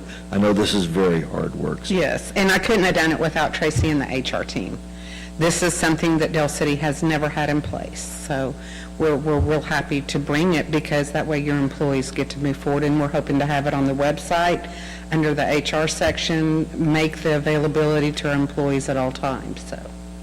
Real quick, the discipline and disciplinary process, are you gathering that from other cities as well, or did you guys just kind of come up with what you guys wanted to do? We cross-referenced Midwest cities, Moore's, Yukons. We did some of Oklahoma City's. We also gathered our police departments, personnel, to make sure that we were cross-referencing everything. How did they do it? We liked that, but we didn't like this. So, yes, there was. I think that's awesome. Yeah. That's great that you were able to do that. So then that way you can say, yes, these are the things that we've had or received from other places and how other people are doing it. So. I've actually worked with some of the other cities, their HR departments, and they share a lot of information with us, whether it's unions or whatever that looks like. So I have two specifically that are very excited because they're in the same boat that we are with just strictly ordinances. And I told them I'd be more than happy to share ours with theirs. I think that's wonderful, because in doing that, you're also gaining relationships with other municipalities and other communities out there, and later, building that relationship and that friendship is really important. It's quite overwhelming when you first look at it. It's very, very overwhelming, so. And for like the discipline policies, does it work, does the same discipline policy work for the unions as well as non-union jobs? The police already have redone all of their personnel for their union members. That is what we use for cross-referencing. Theirs is much, much larger than ours in their matrix. We are visiting currently right now with fire. They historically kind of mirror us, use ours, so we're making sure that we are able to accommodate the unions, but typically this type of thing is going to be non-union. Right. What I see is that just like there's a lot of gray area and there wasn't anything as spelled out as this, is just to make sure that our both of our unions have something to where, again, even our own personnel are not going to be able to sue us as much whenever there's a policy here. So this is so great to get this down, and it would just be nice to double and cross-check that our unions have the same type of stuff. Absolutely. I do know for a fact that our police unions, in our police policies, their personnel, theirs is a lot more than this, considering the nature of what they do. Yep. And the fire department and the union are looking at these because they typically go off of ours to make sure we're not violating anything, so.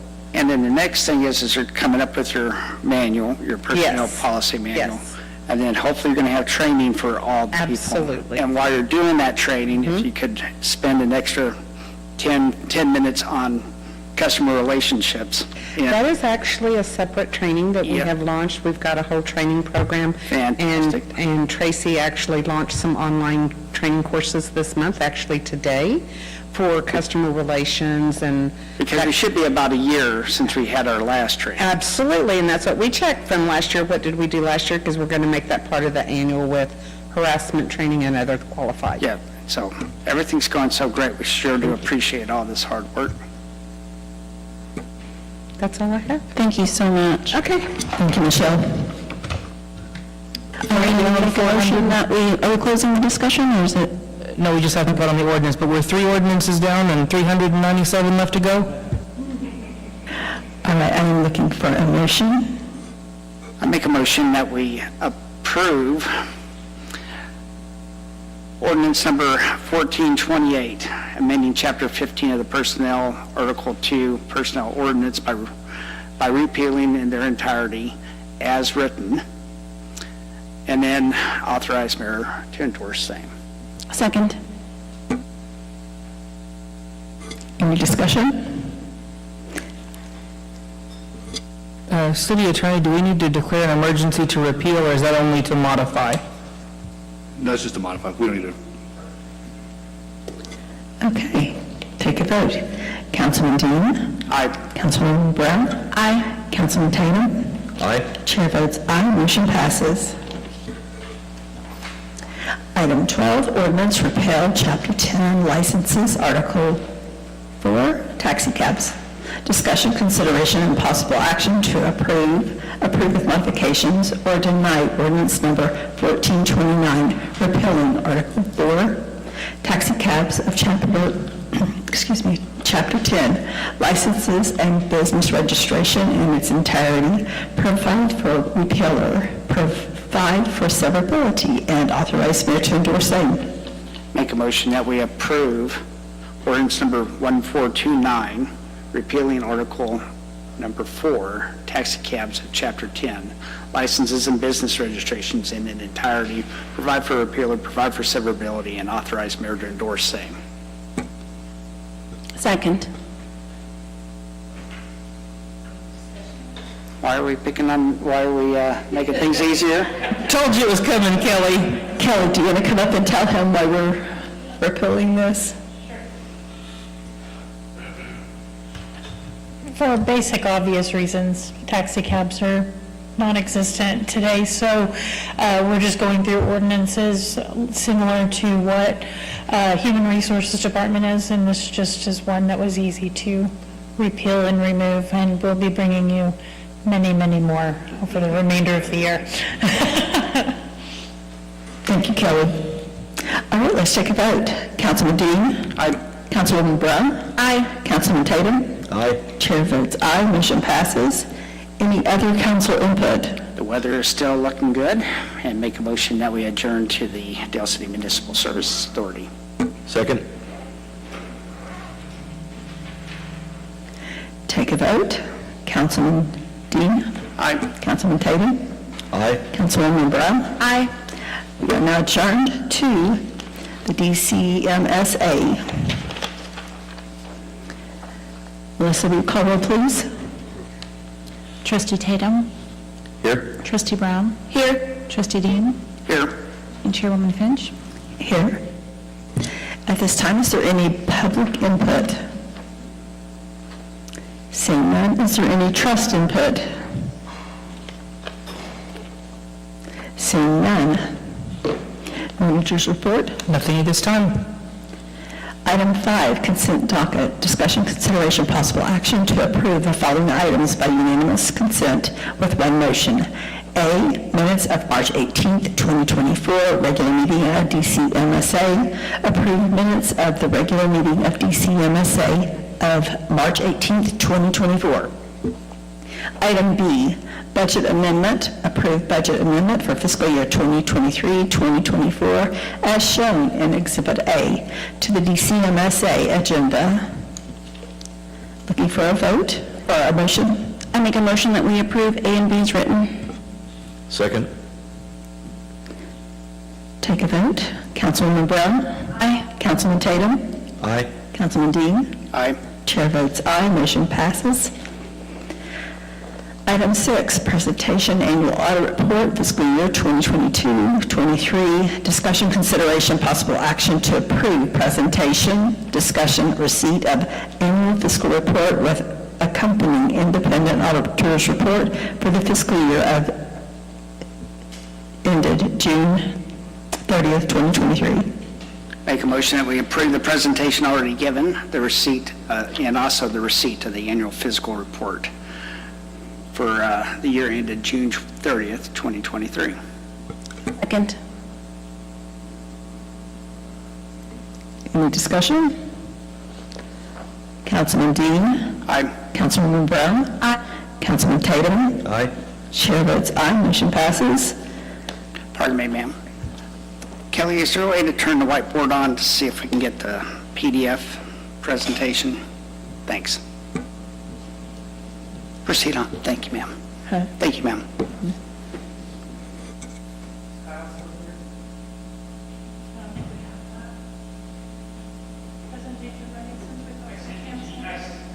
Gee, so Kelly, if you can open up your email. We were just told we were canceling this meeting due to the weather, so we were only going through the audit. Yeah, I don't think they were prepared. They were told that it was going to be... Right, I know that, but this isn't rocket science. We can go through this. We don't need to cancel this item.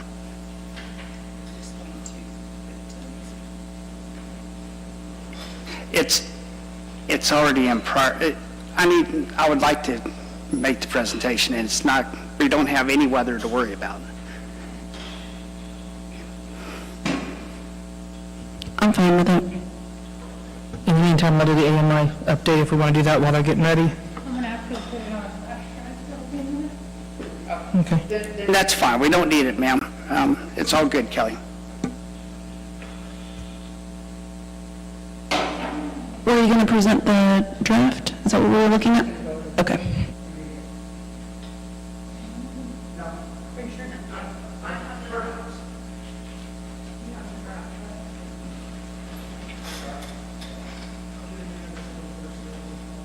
All right, I'm looking for a motion to table. We're tabling it? No, just for item 7, I'll give you a quick update instead of Brittany. Item 7, discussion only, project update on AMI water meters. Discussion, consideration, possible action to approve or deny holding a discussion only regarding an update on the ongoing AMI water meter project. Make a motion that we approve a discussion only on the AMI water project. Second?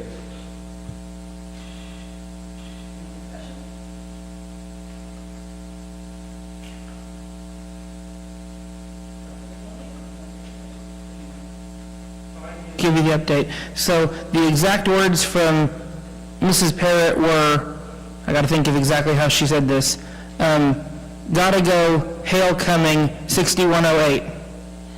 I'm assuming 6108 is either some super secret code to get into Public Works, or it's the number of meters that got put or left to put in the ground, but that was pretty funny. That was your quick update for that one, so it was super simple, but she still has got the hard deadline for everyone for April the 15th. So by this time, in 2 weeks or whatever, on her Monday meeting, she should be ready to tell us that the project is in its completion mode and we start up with the cleaning and everything of that nature. So they're working very diligently on that, and they ended up bringing out, Craig, I want to say 2 or 3 more additional crews to be able to hit that deadline. She has been pushing them very hard because they are behind the ball. We're supposed to have 7 crews by next week. Got it. So they are working very, very diligently.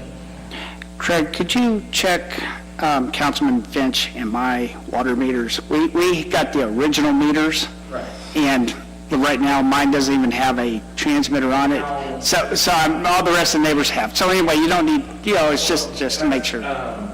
They actually were changing out because you got the original deal, not. Right. And they're changing those out. Yeah, I just wanted to make sure that, whenever all were done, and, as Finch and I were the only ones who, now it requires somebody come out and read it. Thanks. Take a vote. Councilman Dean? Aye. Councilman Tatum? Aye. Councilwoman Brown? Aye. Motion passes. Discussion only, sale of city surplus municipal water to City of Norman.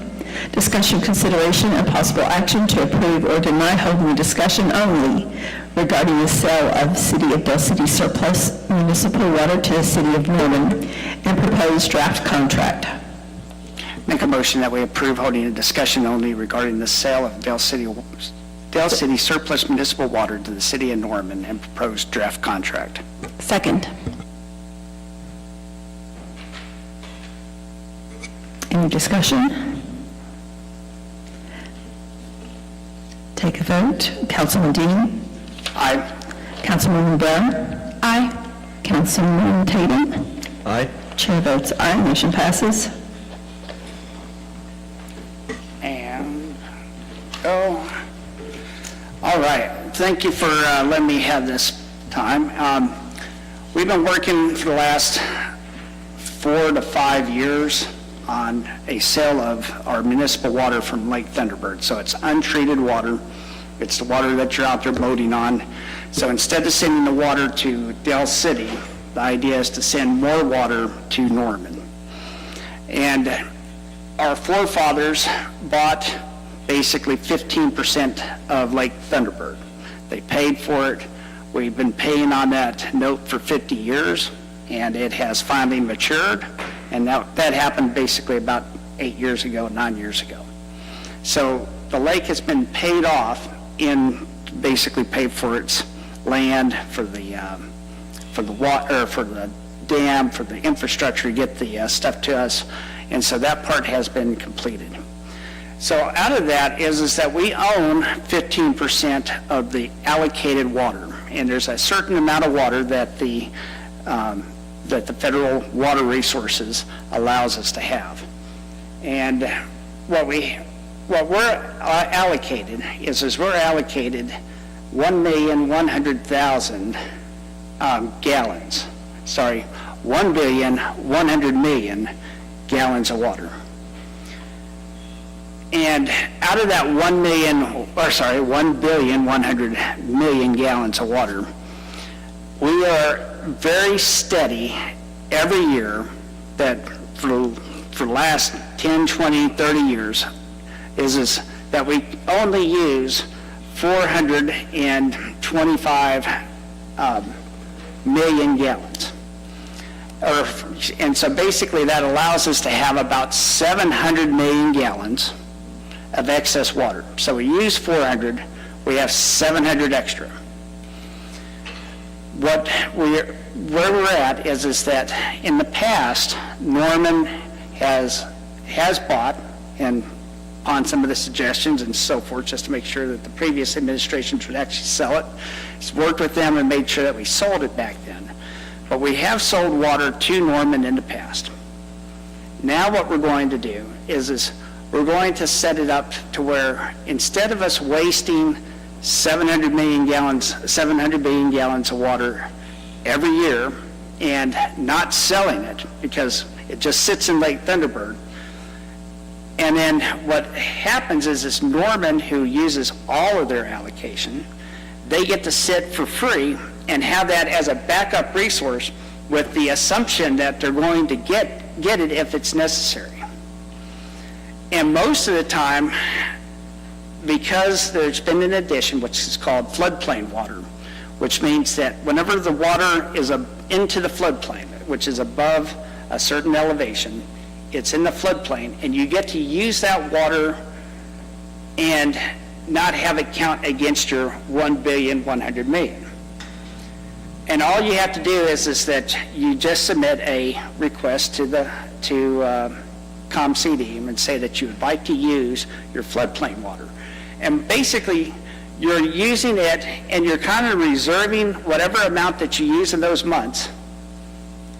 And at the end of the year, if you end up using more than your 1,100,000,000, then you get to use, this part brings it down, and you get to buy that water at 30 cents a 1,000 gallons. And I'm sorry to use a different number. So the floodplain water, you can buy it at 30 cents. Now, what we're looking at is we're going to sell 300 million gallons irrevocably, basically, with minimal ways to take it back. So less than half of the 700 million that we have never used, we're going to sell that. And basically each year, so we're going to sell the 300 million, and the idea is to sell it at basically 68 cents a 1,000 gallons. So it's more than double than what the floodplain is. So they would get to use that part, and we would get to have income each year, which comes out to about 200,000 for that 300 million gallons. So we'd have 200,000 come in. Now, if it is a dry year and they can't use the floodplain water, then they would actually need more water. And so we're going to also have in the contract to where we would be willing to sell up to another 300 million. We're willing to, but it's solely up to us. So if we have a problem, or if we have developments, why don't you wait for, or go ahead. So if it's solely up to us, but the terms on this contract is for a yearly, so how can it be solely upon us when the contract says yearly? So there's two different types of water. Out of the 700 million excess that we never use, we're going to sell 300 million irrevocably. We don't have a choice. Guaranteed, and it's actually going to be for 10 years. Why is the term for 10 years? I mean, Because they need to know to start building their pipelines and building a new lake, and they need to have some kind of confirmation about this, or they need to start looking at other sources of water. So basically, for 10 years, they would know that they would be able to get a small amount. And so if there is a problem, such as a water well goes out, and if we have an emergency, then we can cancel that guaranteed 300 million, that first 300 million. We don't even have to do that. If we have a serious emergency, then we can stop that first part.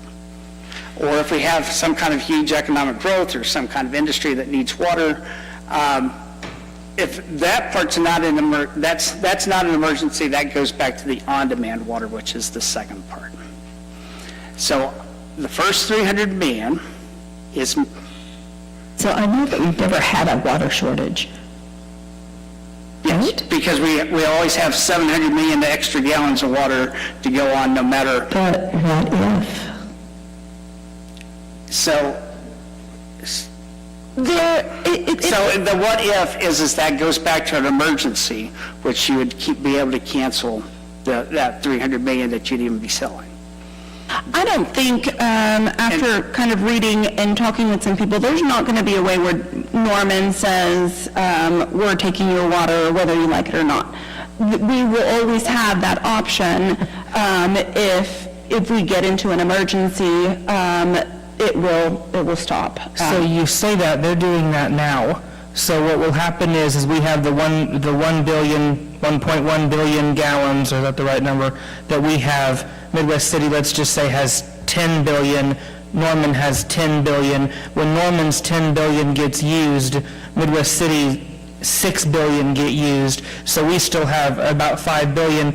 It just goes over to them because they keep drawing it out right now because they have overdeveloped for the limited water that they have, because they don't have access to the wells that we have and the other features that we have. So they have already been doing that, and that is something that Councilman Dean, when he joined ComCD, he started noticing is, wait, if all three of us have an allocation, and this allocation is going over, shouldn't we be compensated for them taking it out of Midwest City or Del City's allotment? In addition to that, as we're talking about the water that we have all this excess, this 400 or 700 million in excess. That doesn't include any floodplain water. We've never had to buy the floodplain water because we have never gone into our allocation.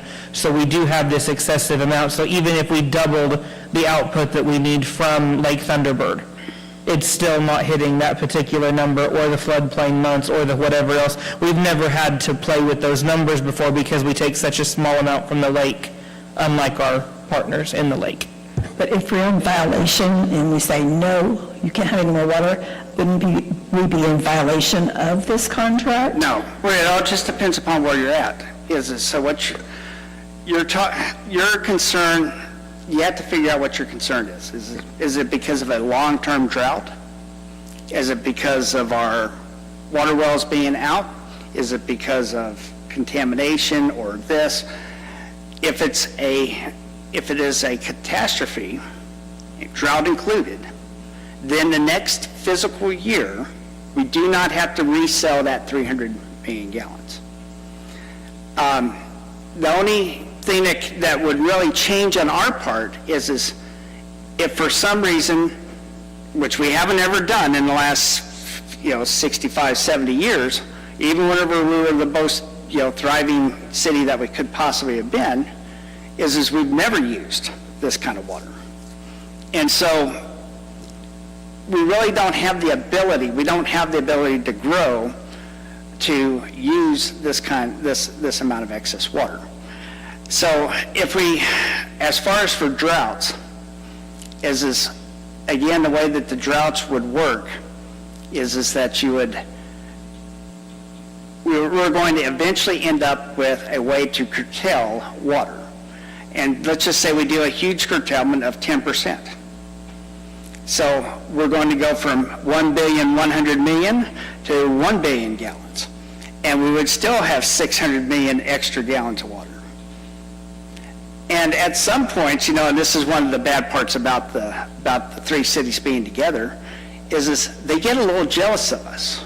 Whenever Oklahoma City's in water rationing, Norman's in water rationing, Midwest City's in water rationing, and Del City's out here just running everything out. Yeah, use it up. At some point, it wouldn't hurt us to at least ask for conservation measures, and plus people really do that without even being asked. They realize that you're in such a bad drought. But either way, we still have more than twice the amount of water we ever need. And so all we're looking to do is to try to sell less than half of that excess amount. And to sell it, basically to allow them, basically in their numbers, is our 300 million that we would give is basically less than 1 month's worth of water to them. I mean, they're using that kind of water. And so again, so for this first, so there's the two types. We've been focusing on the surplus municipal water, which is the 300 million that is dedicated to them. They have to know that they can count on this. And the reason, and we're getting the benefit because they're going to buy it now because they never have. They're going to have to pay for it this year, next year, for the next 10 years. The last time that they bought water from us was, at the latest, was 2019. I think it was 2017, 14 or 2017 was the last time they really bought water from us. And so for the last 7 years, we've just been their safety net, and we don't get compensated for it. Councilman Dean, the last time we did do this draft of a contract, have we increased this amount at all? So that amount's been increased a small amount, but what's beautiful in this one is it does have a cost of, it does have an inflation indexed. Okay, great, because I know that it's going to be very important, and, you know, the cost will go up because it will be more and more precious, so Right, it's more and more precious, and that's the one thing about it, but the problem is what do we do with it? You know, as we look at trying to figure out how do we go about utilizing it or selling this resource. This is kind of like the money that was in bank accounts, and you might get a small percentage of interest, and if you did just a little bit of work, you can go and get a huge amount of interest.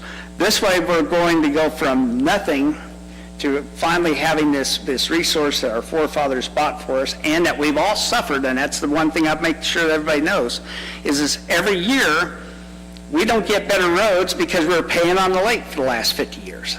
For this part that we don't get to use, but Norman gets to utilize it as a safety net. So, Councilman Dean, so this particular contract then, this is what we are going to be presenting to Norman, and Norman is still going to have the opportunity to at least respond with any possible changes that they wanted to. So Is that where correct? this contract's at, and that's why I wanted to get this out to you guys, is they have replied back, and this is basically mostly of what they have. They're actually agreeing to to almost all these terms. So they've already made their changes that they wanted to from the original one. Now, the problem is it's kind of in their legal side and this part, and it hasn't really gone to their council yet, but fortunately, their mayor and their city manager, their mayor, they're on board with this thought, because if you look at your charts, which is what I was trying to get put up there, is every year they're about 400 million gallons short, or 500 million gallons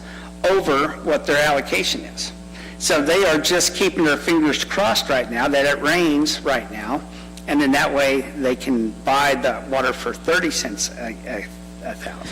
I do want to make sure we are going to be dealing directly with Norman. Now, as far as ComCD, they're going to be the ones that are going to be tracking the gallons, but as far as the bank will be Norman. Norman is paying us directly. It's not going to be ComCD that would do that. Right, so we've been able to figure out how to get ComCD out of it. Not that they wanted to be in it. This is an agreement between us as a seller, them as a buyer, and what ComCD does is what ComCD always does, which is keeps track of how much water they pump. So really, ComCD has been then removed from that portion, which is, I remember, one of the things that they did not want to be a part of. So that's already been cleaned up on this. I think that's great. I mean, I think we should just go ahead and send it to Norman, and do you really believe that if we send this to Norman, that's it, they're going to sign it, it's going to be... You don't think It's they're going to been bring it back? 5 long years, and I don't think we're there yet, but you know what I'm saying is thankfully we have a new lawyer down there who has maybe, it sounds like, got some direction, and it sounds like they're ready to do something. There is a good possibility that we might actually get through this.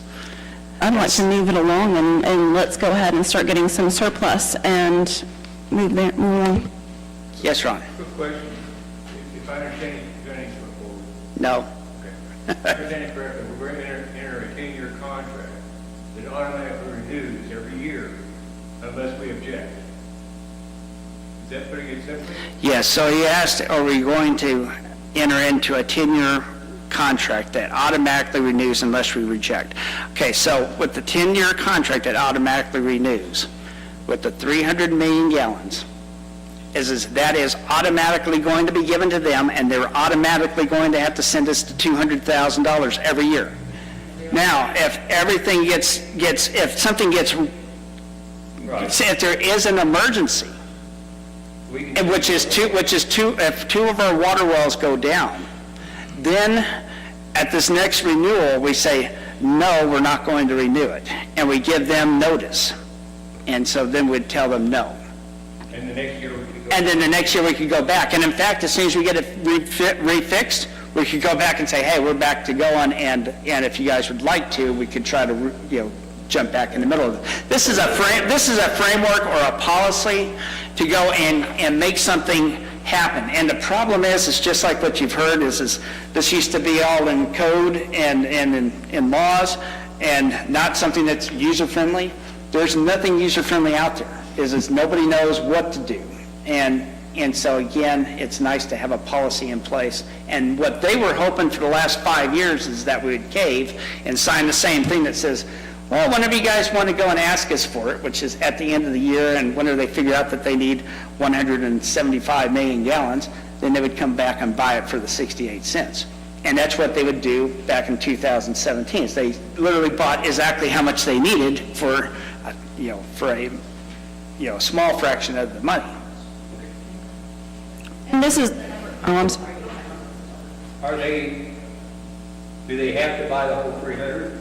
So do they have to buy the whole 300? The answer is yes. So each year they have to buy all 300 million gallons. The next 300 million gallons, we want to make sure that they don't buy it at 1,000 gallons a time. We don't want them to do that. So for the next 300 million, they had to buy it at 50 million a time.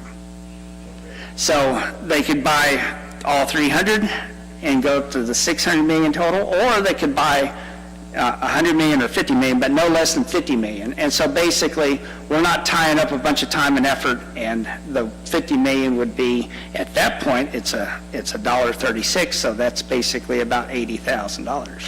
Do they have to request that additional 400 million ahead of time, or can they just go automatically? No, so after the 300 million, then basically whenever they want to, then they can go and ask for incremental increases. But they have to ask. And they ask, and it would go and... Attorney, did you have something to say? I wanted to clarify one thing. Tell's City is who determines if we have an emergency, so we don't have to rely on anybody else. We don't have to rely on any natural phenomenon. We determine if it's an emergency to cancel that year, and it says if we do, we have to pay it back the actual money they paid us. But the question was asked, are we forced, can they steal it? No, it's our water, we own it, and we still control it. What I've had on the ComCD board is I've had Norman come up to us before and just say, you guys never use that, the extra 7%, basically half of the 15%. Why don't you sell it to us for a one-time thing? And it's like, oh, no, we don't sell, definitely not selling the water rights for this part. And so again, this is a way to utilize what the forefathers have given us to supplement our city budget and to get the money back and to have a return on investment for all the money that was spent over the years. Thank you, Councilman Dean. Do you have any other trust input? I just had a question. On the 68 cents, I know this is a 10-year contract. It automatically renews every year. Is that 68 cents negotiable every year? Can that be changed? No, so it's going to be 68 cents plus the... The 1.5, an increase of 1.5%. 1.5%, yes, every year. And I know it's not much, but again, it's hard. One is it would keep it up with a normal inflation type of numbers, and two, it's going to increase it. Three is it's much better than the current number of 0. On a positive outlook, it would pay Vicki. That's right. So, okay. Okay, I'm looking for a motion to adjourn. To pay Vicki, and also, the other thing it does is we're going to end up getting our water for free. Oh, I thought she said pay, P-A-Y, Vicky. I was like, Vicky's our accountant. I was like, okay, I mean, that's a weird way to put it. Okay. Yes. Yeah. Yeah, I was like, I guess it'll pay Vicky. Good for her.